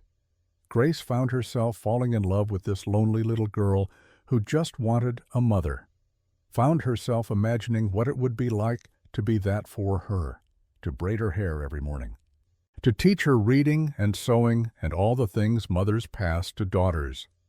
But Cole had been clear. He'd hired a cook, nothing more. On the 3rd evening, the crew returned, dusty, exhausted, but triumphant. They'd gathered 200 head of cattle, Cole reported, Fewer than last year, but enough to make the drive to market viable.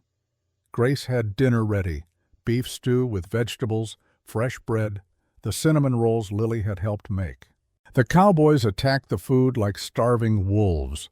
Cole ate more slowly, savoring each bite like a man who'd survived on jerky and hardtack for 3 days. When he bit into a cinnamon roll, he stopped, looked up at Grace. "This tastes like—" "Lily helped me make them," Grace said quickly. "She said your wife used to bake these. We thought you might like some." Cole's eyes found his daughter, who was watching him nervously. "Did you make these, Lily girl?" "Miss Grace taught me. Just like Mama used to make." Cole's face did something complicated, softened and hurt at the same time. He held out his arm, and Lily ran to him, climbing into his lap. "They're perfect," he said roughly. "Your Mama would be so proud." After dinner, after the dishes were done, after Lily had been tucked into bed, Grace found Cole on the porch. He was staring out at the dark ranch, a cinnamon roll in his hand. "Thank you," he said without turning, "for teaching her that. For giving her something of her mother. It was Lily's idea. She misses Sarah terribly. I know, I don't know how to be both parents. Don't know how to give her what a mother would." Grace moved to stand beside him, careful to maintain a respectful distance. "You're doing better than you think. She adores you. Talks about you constantly. You're her whole world. That's the problem. I'm all she has. If something happens to me, nothing's going to happen to you." "You don't know that. Not with Vernon out there. Not with someone burning barns and poisoning cattle." Cole finally looked at her. "I need to ask you something, Grace. If something did happen to me, would you look after Lily? Just until family could come get her. My brother's in Denver. He'd take her. But the journey takes time, and she'd need someone in between." The request caught Grace off guard. "You trust me with your daughter? I've watched you with her these past days. You're good with her, patient, kind. She likes you. That's rare. Lily doesn't warm up to people easy." "Of course I'd look after her," Grace said. "But nothing's going to happen to you, Cole. You're too stubborn to die." His mouth quirked. "Stubborn, that's one word for it." They stood in comfortable silence for a moment. Then Cole spoke again. "I'm starting to think you're not the person I thought you were when you first showed up. What did you think I was? A con artist, a liar, someone working with Vernon to get close to me?" He shook his head. "I was wrong. You're just a woman trying to survive, trying to build something better. I respect that." "Thank you," Grace said quietly. "Don't thank me yet. The hard part's still coming. Vernon's not done. And whoever's behind the cattle poisoning, they're not done either. This ranch is under siege, and you're caught in the middle of it. I can handle it. I'm starting to believe you can." The next morning brought visitors. Sheriff Porter rode in with 2 deputies, looking grim. Grace's heart sank when she saw them. Bad news traveled on horses like that. Cole met them in the yard. "Hank, what's wrong?" "Went out to Blackwood's place like you asked. Dug up those graves." Porter's face was stone. "Found 3 bodies. All women. All showing signs of violent death. One was definitely Mary Blackwood. The other 2 matched descriptions of mail-order brides who went missing in '82 and '84. Grace felt sick. She'd known about the graves, but hearing it confirmed made it real in a way nothing else had. "Where's Vernon?" Cole asked. "That's the problem. He's gone. Place was deserted. Looks like he cleared out fast. Took his son, took whatever valuables he had, disappeared. He's running. Yep, and I've got warrants out for his arrest in 3 territories. Murder, kidnapping, fraud. When we catch him, he'll hang." Porter looked at Grace. "You'll need to testify eventually, Miss Whitmore, when we bring him to trial." "I will," Grace said. "Whatever it takes." After the sheriff left, Grace felt strangely empty. Vernon was gone, which meant she was safe. But it also meant he was out there somewhere, free, possibly planning revenge. The threat hadn't ended. It had just gone underground. That night, Grace couldn't sleep. She kept thinking about Vernon's rage, his promise of retribution, the way he'd looked at her with pure hatred. Around midnight, she gave up on rest and climbed down from the loft. The ranch was quiet except for the night watch. Grace walked toward the kitchen, thinking she'd make tea, maybe read one of the books Cole kept in his office. She was crossing the yard when she heard a sound. A footstep. Behind her. Grace spun around. Vernon Blackwood stood 10 feet away, a gun in his hand, his face twisted with madness. "You destroyed me," he hissed. "Turned everyone against me. Got the law after me. Now I'm going to destroy you." Grace opened her mouth to scream, but Vernon lunged forward, clamping a hand over her face. "Make a sound and I'll shoot every man in that bunkhouse. Starting with the young one. Tom, isn't it? He your favorite?" Grace went still. Vernon dragged her backward toward the trees at the edge of the property, his gun pressed against her ribs. Her mind raced. The night watch was on the far side of the ranch. No one would see, no one would hear. They reached the tree line and Vernon shoved her hard. Grace fell, her hands hitting dirt and rocks. She rolled, trying to get to her feet, but Vernon was on her, his weight pinning her down. "Thought you were so smart," he panted. "Thought you could escape me. But you're mine. You'll always be mine." His hands closed around her throat. Grace clawed at his face, his arms, but he was too strong. Black spots danced across her vision. Her lungs screamed for air. Then Vernon's weight was suddenly gone. Grace gasped, rolling onto her side, coughing and choking. Through tears, she saw Cole wrestling Vernon to the ground. They fought in silence, brutal and efficient, two men who knew how to kill. Cole got Vernon in a headlock. "You done?" he growled. "Or do I need to break your neck?" Vernon went limp. Cole held him another moment, then released him carefully. Vernon collapsed onto the ground, breathing hard. "Luke!" Cole shouted. "Get the sheriff, now!" Luke appeared from the shadows, already mounted. He galloped toward town at full speed. Cole helped Grace to her feet. "You all right?" Grace nodded, unable to speak. Her throat felt crushed. Cole's arm went around her shoulders, supporting her weight. "How did you know?" she finally managed. "Couldn't sleep. Saw you leave the bunkhouse, then I saw him." Cole's voice was hard. "He's done, Grace.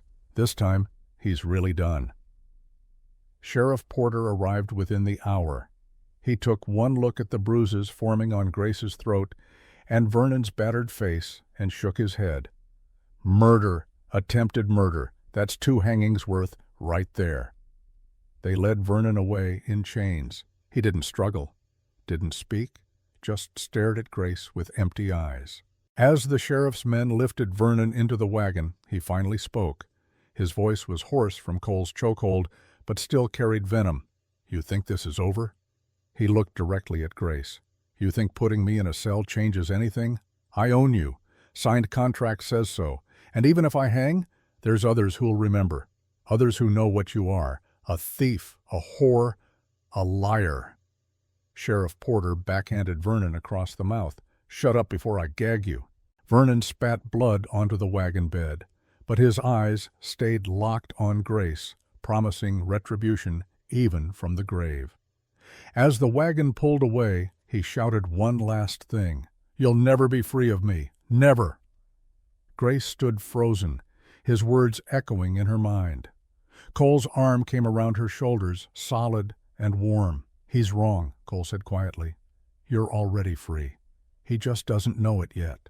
But Grace wondered. Even with Vernon in chains, even with the threat seemingly eliminated, she could still feel his fingers around her throat, could still hear his voice telling her she was nothing. Freedom, she was learning, wasn't just physical. It was mental, emotional. And some chains took longer to break than others. She watched the wagon disappear into the darkness, carrying the man who'd tried to destroy her. Tomorrow, he'd face justice. But tonight, Grace would still check the locks on the bunkhouse door, would still wake at every sound, would still carry the fear he'd planted deep in her bones. Real freedom, she realized, would take time. But at least now she had time. And safety, and people who'd proven they'd fight for her. That was a start. When the sheriff's wagon disappeared into the night, Grace finally let herself shake. The fear and adrenaline drained out all at once, leaving her hollow. Cole guided her to the porch, made her sit, brought her water, sat beside her in the darkness. "It's over now," he said quietly. "He's going to hang. He can't hurt you anymore." "I know," Grace whispered. "So why do I still feel afraid?" "Because fear doesn't die as fast as we want it to. It lingers, takes time to fade." Cole's hand found hers in the darkness. "But every day it'll get a little smaller. Every day you'll remember you're stronger than he ever was." They sat together as dawn approached, two people who'd survived their own kinds of hell, finding something unexpected in the quiet Wyoming morning. Understanding, respect, and the first fragile threads of something that might, given time, become trust. The trial of Vernon Blackwood lasted 3 days in Cheyenne and drew crowds from across Wyoming territory. Grace sat in the witness box on the second day, her hands folded in her lap to keep them from shaking. The courtroom was packed, every seat filled, people standing along the walls. This was the biggest trial Cheyenne had seen in years. The prosecutor, a stern man named Morrison, led her through her testimony with gentle efficiency. "Miss Whitmore, please tell the court how you came to be at Vernon Blackwood's homestead." Grace spoke clearly, forcing herself to look at the jury, not at Vernon. She described the letters from Cole Brennan, the train journey, Vernon intercepting her in Omaha with his lies about being Cole's associate. "And when you arrived at the defendant's property, what happened?" "He showed me a marriage contract, said I'd signed it. But I'd never seen that document before. The signature looked like mine, but I would have remembered signing something so binding." Vernon's lawyer, a thin, nervous man from Denver, shot to his feet during cross-examination. "Miss Whitmore, isn't it true that you were desperate? A woman alone with no prospects? Isn't it possible you agreed to marry my client and then had second thoughts?" "No, sir. I agreed to work for Cole Brennan as a cook. I never agreed to marry anyone." "But you admit you were corresponding with men through mail-order bride advertisements?" "I wrote to 5 men inquiring about work opportunities. Only Mr. Brennan replied with a job offer instead of a marriage proposal. That's why I chose him." The lawyer paced, his voice taking on a sneering quality. "Convenient story. A woman shows up claiming kidnapping, but there's a signed contract saying otherwise. How do we know you didn't sign it and then regret your decision?" Grace met his eyes steadily. "Because if I'd willingly married Vernon Blackwood, I wouldn't have scars on my wrists from being tied to a bedpost. I wouldn't have bruises shaped like fingerprints on my throat. And I wouldn't have spent 3 weeks locked in a room, eating scraps like a dog, while he told me about the other women who'd come before me, the ones buried in graves behind his house." The courtroom erupted. The judge banged his gavel for order. When the prosecutor produced the forged contract, he had a handwriting expert testify. The man pointed out subtle differences in the signature. The way Grace formed her capital W, the slant of her letters. Vernon had done a good job, but not perfect. "This signature is definitely forged," the expert concluded, "by someone who had access to Miss Whitmore's actual handwriting, likely from her correspondence with Mr. Cole Brennan." The evidence mounted. The 3 bodies exhumed from Vernon's property. Medical examiner testimony about broken bones and signs of violence. Jacob's diary entries describing his mother's screams. Letters from families of missing women whose descriptions matched the remains found. By the 3rd day, Vernon's lawyer had stopped trying. The case was unwinnable. The courtroom was silent except for her words. Women in the gallery wept. Men's faces hardened with rage. Vernon sat at the defense table, shackled and sullen.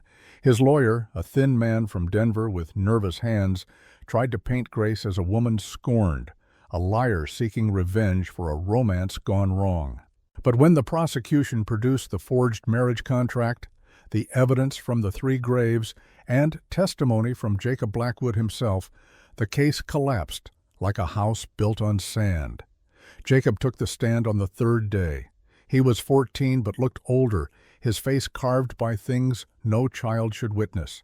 He spoke quietly but clearly about finding his mother's diary, about the screams he'd heard the night she died, about the other women who'd come and gone from his father's homestead, their belongings burned, their names forgotten. "My pa told me they left," Jacob said, his voice breaking.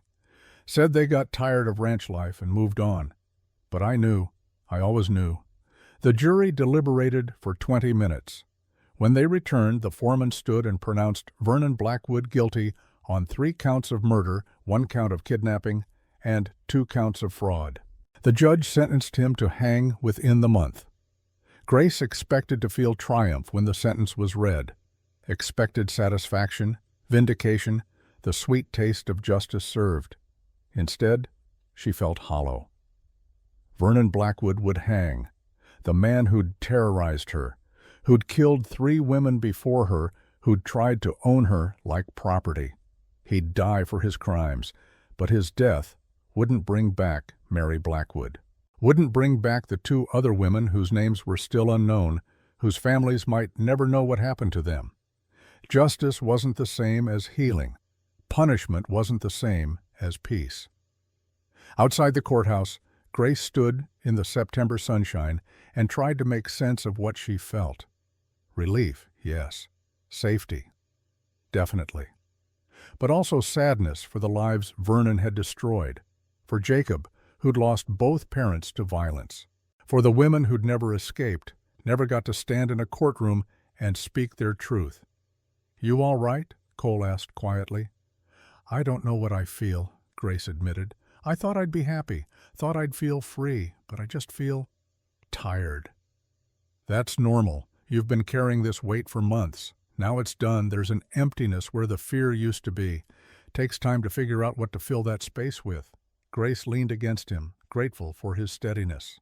"I keep thinking about the other women, the ones who didn't make it, who never got to see him face justice. You did more than survive, Grace. You made sure their deaths weren't forgotten, made sure their killer paid. That matters." "Does it?" "It does, to their families, to any woman Vernon might have hurt in the future. You stopped him. That's not nothing." Grace supposed he was right, but it still felt strange, anticlimactic, like the ending of a story that should have been more satisfying. Maybe that was the difference between justice and revenge. Revenge would have felt good in the moment. Justice just felt necessary. Right, but not particularly rewarding. She'd take it anyway. Vernon showed no emotion when the sentence was read. He simply stared at Grace with those empty eyes until the bailiff led him away. Outside the courthouse, Grace stood in the September sunshine and felt something unknot in her chest. Cole waited beside her, his hat in his hands, his presence solid and reassuring. "It's really over," she said. "It's over," Cole confirmed. "He can't hurt anyone ever again." "What about Jacob?" "Reverend Pike's taking him in. The boy deserves a chance at a decent life.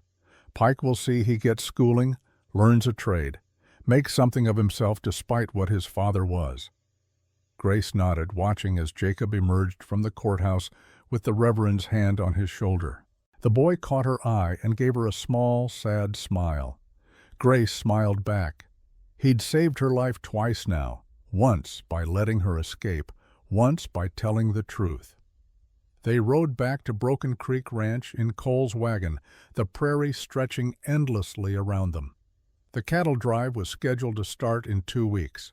After that, Grace's contract would be complete. She'd have her $40. She could go anywhere, do anything. The whole West lay open before her. But leaving Broken Creek felt impossible now. It had become home in ways Boston never had. "What will you do after Roundup?" Cole asked, as if reading her thoughts. "I don't know," Grace admitted. "I haven't thought that far ahead. I've been too focused on surviving day to day." "You're a good cook. You could find work at any ranch or boarding house in the territory, maybe even open your own restaurant in Cheyenne or Laramie." "Is that what you want? For me to leave?" Cole was quiet for a long moment, his eyes on the horizon. "What I want doesn't matter. You came here for honest work and honest pay. I can't ask you to stay beyond what we agreed. What if I wanted to stay? The wagon slowed. Cole pulled the horses to a stop in the middle of the empty prairie. He turned to face Grace, his gray eyes searching hers. Why would you want to stay? You've got your whole life ahead of you, freedom, opportunity. Why would you tie yourself to a failing ranch and a man who can't even keep his barn from burning down? The ranch isn't failing. You're just facing challenges. Every business faces challenges. My cattle are being poisoned, Grace. Someone's trying to destroy me and I can't figure out who or why. Until I solve that, this place isn't safe. You deserve better than living under constant threat. Maybe I'm tired of running towards safety, Grace said. Maybe I want to stand and fight for something that matters. And this ranch matters to you? Grace chose her words carefully. This place gave me a chance when no one else would. You gave me a chance. Lily needs someone who understands what it's like to lose a mother. The men treat me with respect. I have purpose here. Why would I leave that? Cole's hands tightened on the reins. Because staying means dealing with whoever's poisoning the cattle, means more danger, more uncertainty. I can't promise you safety, Grace. Can't even promise the ranch will survive the winter if we keep losing livestock. I'm not asking for promises. I'm asking for a chance to prove I'm more than just a cook passing through. You've already proved that. Then let me stay. Cole looked at her for a long moment, something unreadable moving behind his eyes. Then he nodded once. All right. We'll work out new terms when Roundup's done. Fair wages. Permanent position if that's what you want. That's what I want, Grace said quietly. They rode the rest of the way in silence, but it was a comfortable silence now. An understanding reached without need for more words. When they arrived back at the ranch, Dr. Abigail Reed was waiting in the yard with her medical bag and a grim expression. Beside her lay the carcass of a dead cow, bloated and stiff. Found this one this morning, Silas reported. Same as the others. Healthy yesterday, dead today. Abigail knelt beside the dead cow, her face grave. She lifted one of the animal's eyelids. See this? Pupils are dilated. Classic sign. She pried open the mouth, examining the tongue. Foam residue. The animal was convulsing before death. She pulled a scalpel from her medical bag and made a careful incision in the cow's stomach. The smell that emerged made everyone step back. Abigail didn't flinch. She'd smelled worse. Stomach contents are greenish-black. See this residue? She pointed with the tip of her scalpel. That's characteristic of strychnine. The poison causes violent muscle spasms. The animal dies from exhaustion and asphyxiation as the muscles seize. It's a terrible way to go. She stood, wiping her hands on a cloth. I've seen this before. 3 years ago, someone was poisoning sheep over in Laramie County. Same method. Dissolved strychnine in water, poured it over salt blocks. The animals lick it and ingest fatal doses. How much would it take to kill a full-grown cow? Cole asked. Not much, 2 or 3 grains. You can buy it at any pharmacy for killing rats. But in large quantities? Abigail's expression darkened. Someone spent serious money on this. We're talking dozens of cattle poisoned over months. That's not random. That's systematic. She walked to the salt blocks, examining each one carefully. When she reached the 3rd block, she stopped. Ran her finger over the surface, then sniffed it. This one. See how the surface is darker, slightly damp? Someone dissolved strychnine in water and poured it over the block. When it dries, the poison crystals stay on the surface. Every time a cow licks this, it's dosing itself. How long has this been going on? Silas asked. Abigail calculated. Based on the number of dead cattle and the degradation of this salt block, I'd say someone's been poisoning your herd for at least 3 months, maybe longer. Someone's putting it in the salt licks. Cole's jaw tightened. Show me. They walked to the north pasture where salt blocks were stationed for the cattle. Abigail examined each one carefully, then pointed to a block that looked slightly different from the others. Darker. Damp. This one's been tampered with. See the discoloration? Someone dissolved strychnine in water and poured it over the block. The cattle lick it and ingest the poison. Death comes slow and painful. Who has access to strychnine? Grace asked. Pharmacies sell it for killing rats and vermin, but you need to sign for it. There'll be a record. Abigail stood, brushing dirt from her skirts. I'll check with the pharmacy in Cedar Ridge and Cheyenne, see who's been buying large quantities. It has to be someone who can get onto my land without being noticed, Cole said. Someone who knows where the salt blocks are. Someone with a reason to want me ruined. Vernon's in jail, Silas pointed out. Can't be him. No, but Vernon might have been working with someone with deeper pockets and bigger ambitions. Grace thought about the conversation she'd overheard in town weeks ago. A banker talking about acquiring distressed properties, buying up ranches cheap when owners couldn't make their mortgage payments.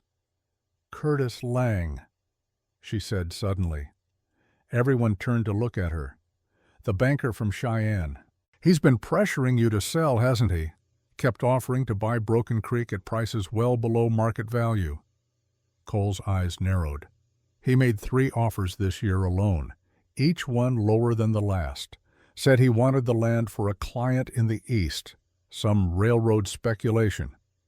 What if there is no client, Grace said. What if Lang wants the land for himself, control the water rights, charge other ranchers for access, make a fortune? Abigail nodded slowly. It fits. Curtis Lang has the money to buy strychnine in bulk, has the education to know how to use it, and he'd have access to your property if he came during the day pretending to conduct bank business. I'm going to kill him, Cole said flatly. You're going to prove it first, Abigail corrected. Then you're going to let the law handle it. Killing a banker gets you hanged, no matter how justified. They developed a plan over the next hour. Abigail would check pharmacy records. Grace would go through the ranch ledgers, looking for any pattern in the cattle deaths. Cole and Silas would set up a night watch specifically on the salt blocks, hoping to catch whoever was poisoning them in the act. For 3 nights, nothing happened. Then on the 4th night, Luke came racing into the yard just after midnight, his horse lathered with sweat. Got him! We got him in the act! Cole, Grace, and half the crew ran to the north pasture. There, held at gunpoint by Miguel and Tom, stood a man in city clothes. Not Curtis Lang himself, but someone Grace recognized from town, a clerk who worked at Lang's bank. Start talking, Cole said, his voice deadly calm.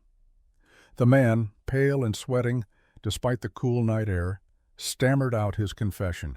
Curtis Lang had paid him $50 to poison the cattle, had promised him 100 more when Broken Creek Ranch failed and Lang acquired the property. He's doing it to 4 other ranches too, the clerk babbled.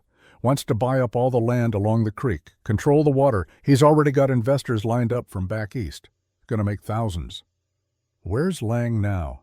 Cheyenne. At his house on 4th Street. He doesn't know I got caught. Thinks I'm out here doing another round of poisoning. Cole looked at Silas. Get the sheriff. Have him meet us in Cheyenne. We're bringing Lang in tonight. And 2 hours later, they rode into Cheyenne with Sheriff Porter and 3 deputies. Curtis Lang's house was a fine 2-story affair with a manicured lawn, gas lamps on the porch, and the kind of respectability that money could buy, but character couldn't. Sheriff Porter didn't bother knocking. He kicked in the mahogany door, the wood splintering around expensive brass fittings. They flooded inside, boots echoing on marble floors that had been imported from Italy.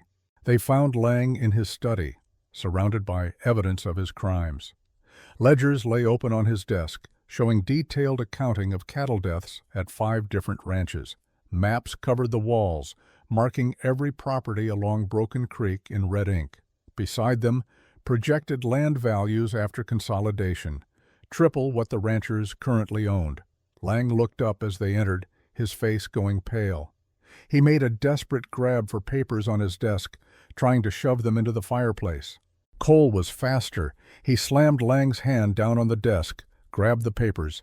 They were contracts, pre-written purchase agreements for every ranch Lang had been targeting, all at prices far below market value, all contingent on the ranchers being unable to make their mortgage payments. "This is nothing," Lang stammered. "Just business speculation, not illegal to plan investments." Sheriff Porter picked up one of the ledgers. Read aloud. "Broken Creek Ranch, July 15th, 8 head poisoned. August 3rd, 12 head poisoned. September 10th, 6 head poisoned." He looked at Lang. "Mighty detailed record-keeping for something you had no involvement in. That doesn't prove anything. I could have been tracking losses for potential investment purposes." "Then explain this." Cole pulled a receipt from the desk drawer. "Purchase order for 20 pounds of strychnine from a pharmacy in Denver. Signed by you. Dated 3 months ago." Lang's face went from pale to gray. That's for rats. We have a rat problem at the bank." 20 pounds? Porter's voice dripped skepticism. "That's enough to kill every rat in Wyoming territory twice over." They found more evidence in Lang's safe. Letters to his clerk detailing which ranches to target and when. Payment records showing $50 installments to the clerk for special services rendered. Even a journal where Lang had written out his entire plan in meticulous detail, like a man who couldn't believe his own cleverness. When confronted with the evidence, Lang tried to run, made it to the back door before Cole tackled him, driving him face first into the expensive Persian rug. They went down hard, Lang's expensive suit tearing on Cole's work-roughened hands. Cole hauled him up by his collar. "You poisoned my cattle, tried to destroy everything I built, tried to starve out my family. For what? Money?" "It's just business," Lang gasped. "Nothing personal. The land's more valuable consolidated. You were in the way. You all were." Cole's fist connected with Lang's jaw. The banker crumpled like a puppet with cut strings. Sheriff Porter pulled Cole back. "That's enough. We've got him. We've got everything we need." They searched the rest of the house and found ledgers documenting Lang's other schemes. Fraudulent loans to desperate farmers, foreclosures on properties that were then sold to Lang's associates at massive profits. A systematic pattern of financial predation stretching back years. Curtis Lang, respected banker, pillar of Cheyenne society, was revealed as nothing more than a sophisticated thief with expensive tastes and no conscience. Lang tried to run, made it as far as the back door before Cole tackled him. They went down hard, Lang's expensive suit tearing on the floor. Cole hauled him up by his collar, his face inches from the banker's. "You poisoned my cattle, tried to destroy everything I built. For what? Money?" "It's just business," Lang gasped. "Nothing personal. The land's more valuable consolidated. You were in the way." Cole's fist connected with Lang's jaw. The banker crumpled. Sheriff Porter pulled Cole back before he could hit him again. "That's enough. We've got him. We've got the evidence. He'll stand trial same as Vernon did." They hauled Lang away in chains. His clerk had already confessed to everything, signed a statement implicating Lang in the poisoning of cattle at 5 different ranches. The banker would spend years in prison, maybe decades.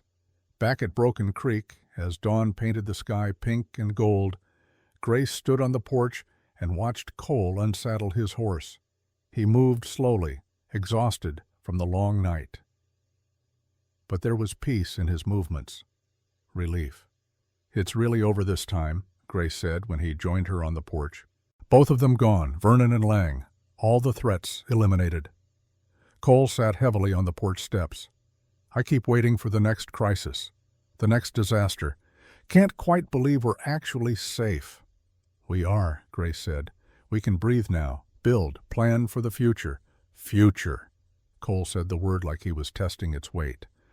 "Haven't let myself think about the future in 7 years. Just focused on getting through each day, keeping Lily safe, keeping the ranch afloat." "What would you do if you could think about the future? What would you want?" Cole was quiet for a long moment.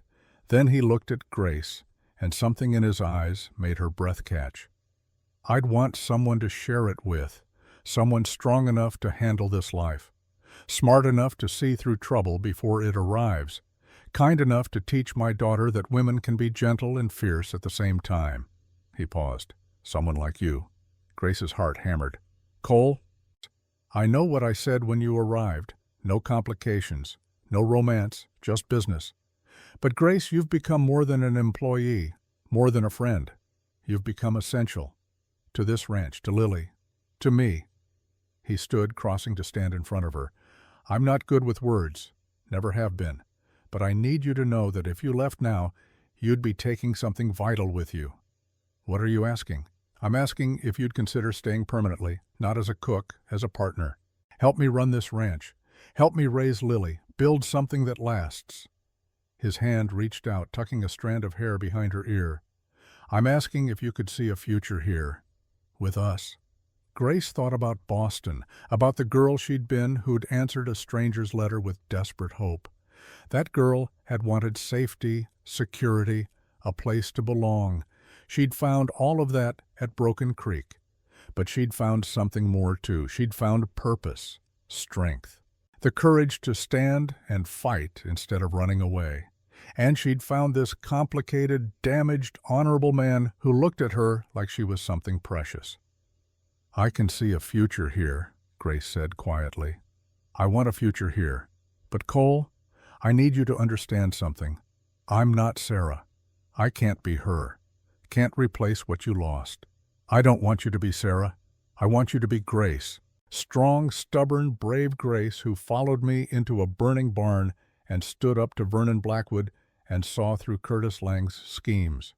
His hands cupped her face gently. "I'm not offering you Sarah's place. I'm offering you your own place, beside me, as an equal, as a partner."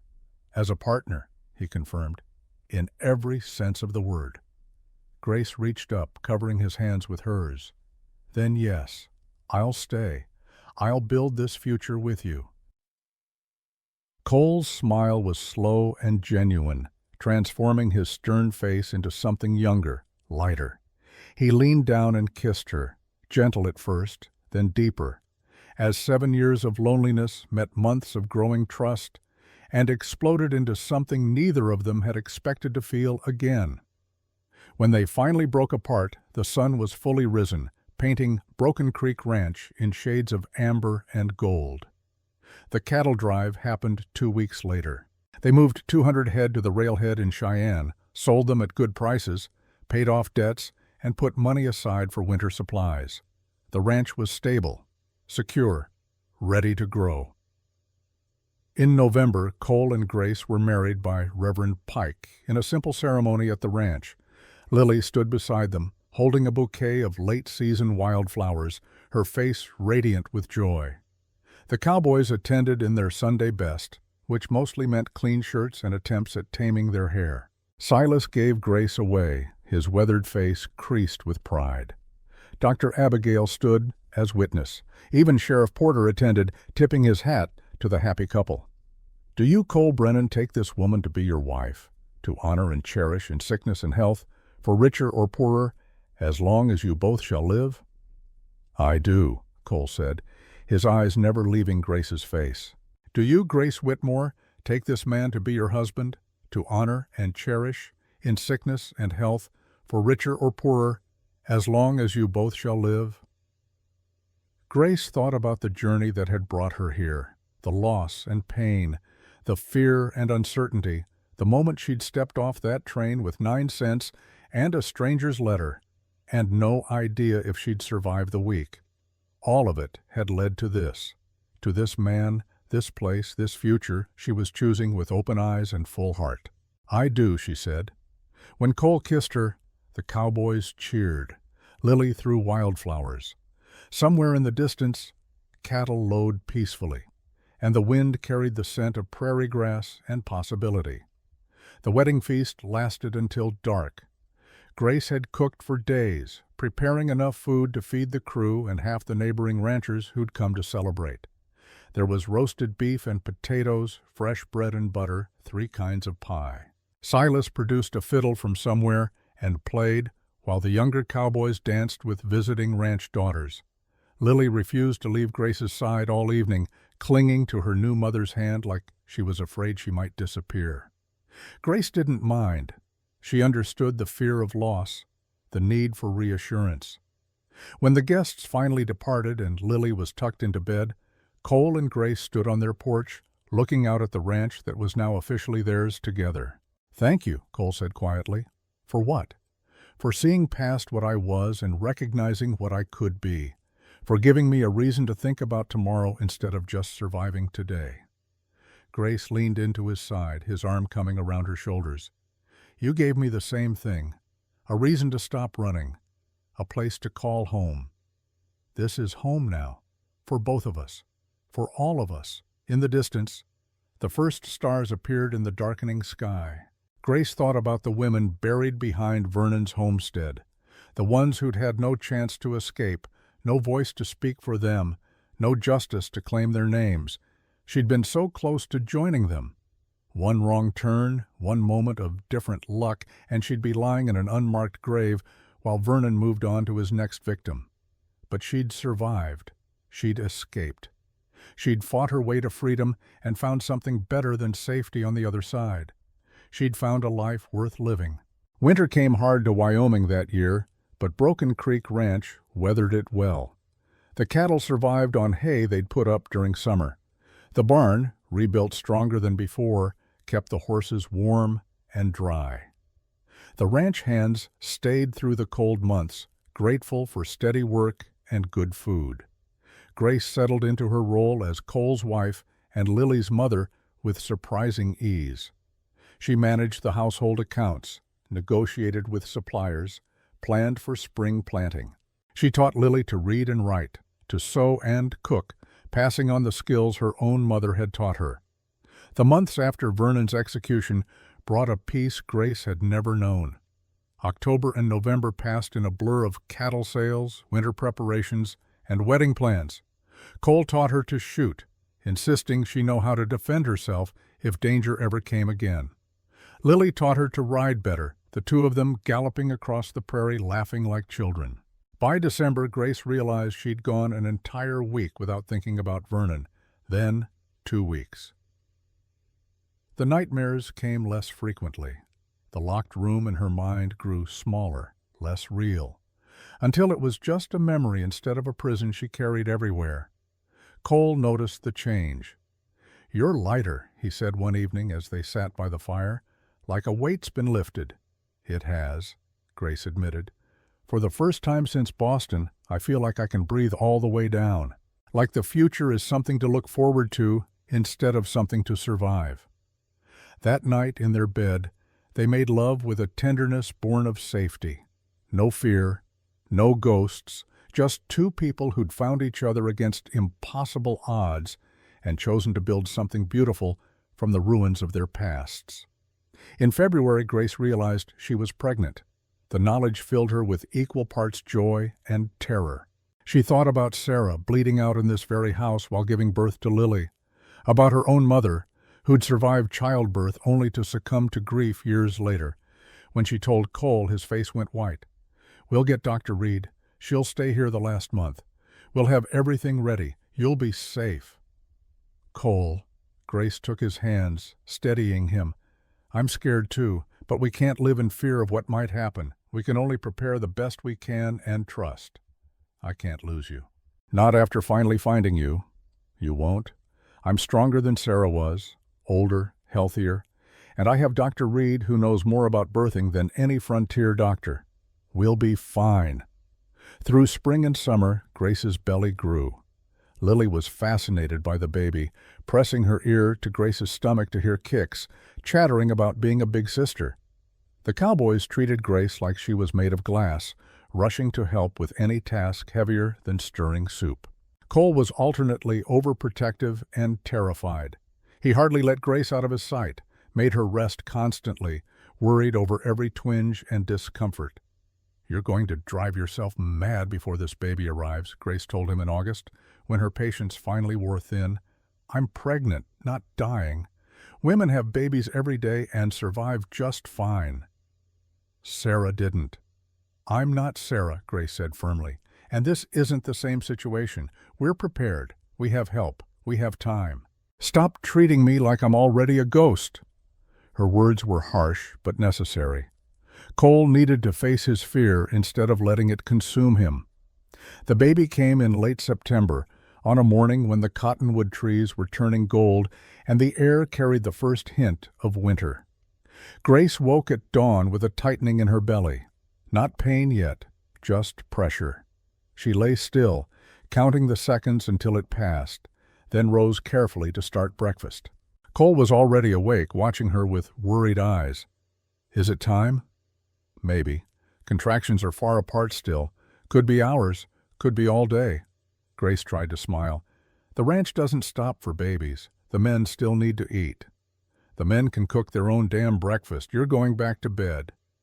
The contractions grew stronger through the morning. By noon, Grace couldn't pretend anymore. She gripped the bedpost as another wave of pain rolled through her, breathing hard until it passed. Abigail arrived within the hour, alerted by Silas, who'd ridden to town at full gallop. She examined Grace with practiced efficiency. 4 hours, maybe 5. First babies take their time. Cole paced outside the bedroom like a caged animal. Grace could hear his boots on the porch boards. Back and forth, back and forth. The sound of a man confronting his worst fear. The pain intensified as afternoon wore on. Grace tried to stay quiet, tried to be strong, but when the contractions came one on top of another, with no break between, she heard herself cry out. Cole burst through the door. Is she all right? What's wrong? She's fine. This is normal. Abigail's voice was firm. But Mr. Brennan, you need to leave. You're making her nervous. I'm not leaving her. Grace reached for his hand between contractions. Cole, I need you to trust Dr. Reed. Please, wait outside. I'll be all right. He looked like she'd asked him to cut off his own arm. But he went, his face gray with fear. The worst pain came as the sun touched the western mountains. Grace screamed, couldn't help it, the agony tearing through her like nothing she'd ever experienced. Worse than Vernon's beatings, worse than anything. That's it, Abigail encouraged. Push now, hard as you can. Your baby's almost here. Grace pushed with everything she had. Pushed until black spots danced across her vision. Pushed until she thought she might die from the effort. Then a cry filled the room, high and outraged and completely perfect. It's a boy, Abigail laughed. Grace, you have a son. The baby was placed on Grace's chest, still covered in blood and birthing fluid, squalling with fury at being born. Grace held him, tears streaming down her face, and felt something fundamental shift in her world. This was hers, this life she'd created, this future given form. Cole appeared in the doorway, his face white. Grace? We're fine, she said, her voice hoarse from screaming. We're both fine. Come meet your son. You're doing fine, Abigail said, as Grace gritted her teeth through another contraction. Strong and steady. This baby will be here by sunset. She was right. As the sun touched the western mountains, painting the sky orange and red, Grace brought a son into the world. He came out squalling, healthy, and furious at the indignity of being born. Cole had paced the yard for hours, unable to work, unable to think, unable to do anything but listen for sounds from the house and imagine the worst. Every scream from Grace drove a knife deeper into his chest. He remembered Sarah's screams, remembered how they'd gotten weaker as the hours passed, remembered the terrible silence that had followed. When Abigail finally opened the door and called for him, Cole's legs almost didn't work. He walked toward the house like a man heading to his own execution, certain he'd find Grace dead and himself alone again with another child who'd cost a mother her life. He stepped into the bedroom and his vision tunneled. All he could see was the bed where Sarah had died 7 years ago. Then Grace spoke. Cole, come meet your son. She was sitting up, alive, smiling at him with tears on her cheeks, holding a squalling bundle against her chest. Blood stained the sheets, but Grace was pink-cheeked and bright-eyed and breathing. Alive. Cole's knees buckled. He caught himself on the doorframe, his breath coming in ragged gasps that might have been sobs. You're all right, he managed. You're really all right. I told you I would be. Grace's smile was tired but genuine. Come here. Don't you want to hold your son?" Cole crossed the room on shaking legs, looked down at the tiny red-faced creature in Grace's arms. His son. His living, breathing, perfect son, born without taking his mother's life. He sat carefully on the edge of the bed and Grace placed the baby in his arms. Cole had forgotten how small newborns were, how fragile, how terrifyingly precious. "We did it," Grace whispered. "We made it through." Cole looked at his wife, this woman who'd survived Vernon Blackwood's cruelty and Curtis Lang's schemes and childbirth all in the span of 18 months, and felt something break open in his chest. Not grief this time, something else, something that felt like hope. "We did," he agreed, his voice rough. "We really did." For the first time in 7 years, Cole Brennan allowed himself to believe that maybe, just maybe, he deserved happiness. That maybe the universe wasn't just taking and taking. That maybe he could have this, a wife who lived, a son who thrived, a future that didn't end in loss. He held his son and his wife close and let himself feel it. Joy. Pure and uncomplicated and long overdue. "It's a boy," Grace said, and I'm fine. We're both fine." Cole crossed the room in 3 strides, sitting carefully on the edge of the bed. He looked at his son with wonder, touching the tiny hand with one rough finger. "He's perfect." "He is," Grace agreed. "What should we name him?" They'd discussed names for months, but never settled on anything. Now, looking at this new life they'd created together, Cole said, "Samuel, after my father. He was a good man, worked hard, loved his family, built something that lasted." "Samuel Brennan," Grace tested the name. "It's perfect." Lily met her baby brother that evening, her eyes huge with wonder. "He's so small. Was I that small?" "You were," Cole confirmed, "and just as loud." "Can I hold him?" Grace helped Lily settle with the baby, supporting his head carefully. The little girl stared at her brother with fierce protectiveness already blooming on her young face. "I'm going to teach him everything," Lily declared. "How to ride horses and read books and find bird nests. I'm going to be the best big sister ever." "I know you will," Grace said, her heart full to bursting. That night, after Lily was asleep and the baby was fed and changed and settled in his cradle, Cole and Grace lay in bed together. Cole's hand rested on Grace's stomach, no longer swollen but soft and empty. "I was so afraid," he admitted quietly. "When labor started, all I could think about was Sarah, how I lost her, how history might repeat. But it didn't. I'm here. Samuel's here. We're a family." "We are," Cole agreed. "A real family.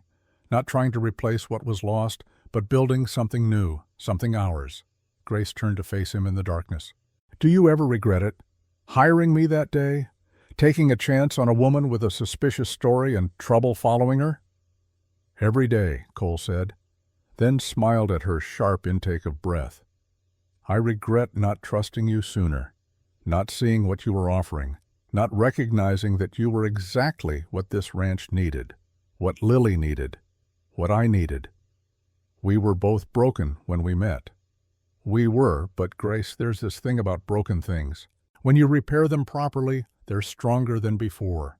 The cracks become part of the design instead of flaws."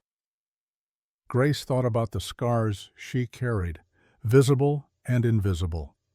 The trauma of Vernon's captivity, the grief of losing her parents, the years of poverty and struggle, all of it had shaped her, hardened her, made her into someone who could survive the harsh Wyoming winters and build a life from nothing. "We're stronger together," she said. "We are," Cole confirmed. In his cradle, baby Samuel made soft, sleeping sounds. Outside, the ranch settled into night. Cattle lowed in distant pastures. Horses moved in their stalls. The wind whispered through the grass, like secrets being shared between the earth and sky. Grace closed her eyes and let herself feel it. Safety, belonging, love that wasn't possessive or controlling, but liberating. She'd traveled 1,000 miles and survived hell to find this, and it was worth every step. The years that followed brought their share of challenges, droughts and harsh winters, market crashes and cattle diseases. but Broken Creek Ranch survived and eventually thrived. Grace proved to have a head for business, negotiating better prices for their beef, diversifying into horses and sheep when cattle markets were down. Lily grew into a capable young woman, eventually marrying a neighboring rancher's son and starting her own family nearby. She never forgot Grace's kindness, the way she'd stepped into the role of mother when Lily needed one most. Samuel grew strong and curious, learning the ranch from his father, learning compassion and strength from his mother. More children followed, 2 more sons and a daughter. The house filled with life and noise and love. In the summer of 1887, on the 2nd anniversary of Grace's arrival at Broken Creek, she and Cole took a rare afternoon away from work. They rode up to the high pasture overlooking the ranch, dismounted, and sat on the grass watching their world spread below them. The ranch had grown. More buildings now, more cattle, more hands to help with the work. What had been a struggling operation was now prosperous and stable. "Do you ever miss Boston?" Cole asked. Grace considered the question seriously. "Sometimes I miss my old life, the simplicity of it, knowing exactly what each day would bring, but I don't miss who I was there. That frightened girl with no hope and no future. She was brave enough to answer a stranger's letter, to travel west alone, to survive Vernon's hell and keep moving forward. She was desperate," Grace corrected. Desperation and bravery look similar from the outside but feel different on the inside. "And now? Now I'm brave by choice instead of necessity.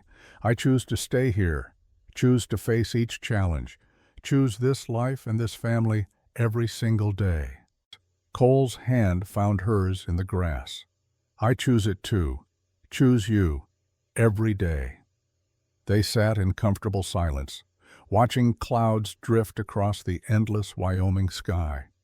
Below them, tiny figures moved around the ranch, their children playing, cowboys working, life continuing in all its messy, beautiful complexity. Grace thought about the mail-order bride advertisements that had started this journey. Respectable woman seeks new start in the West.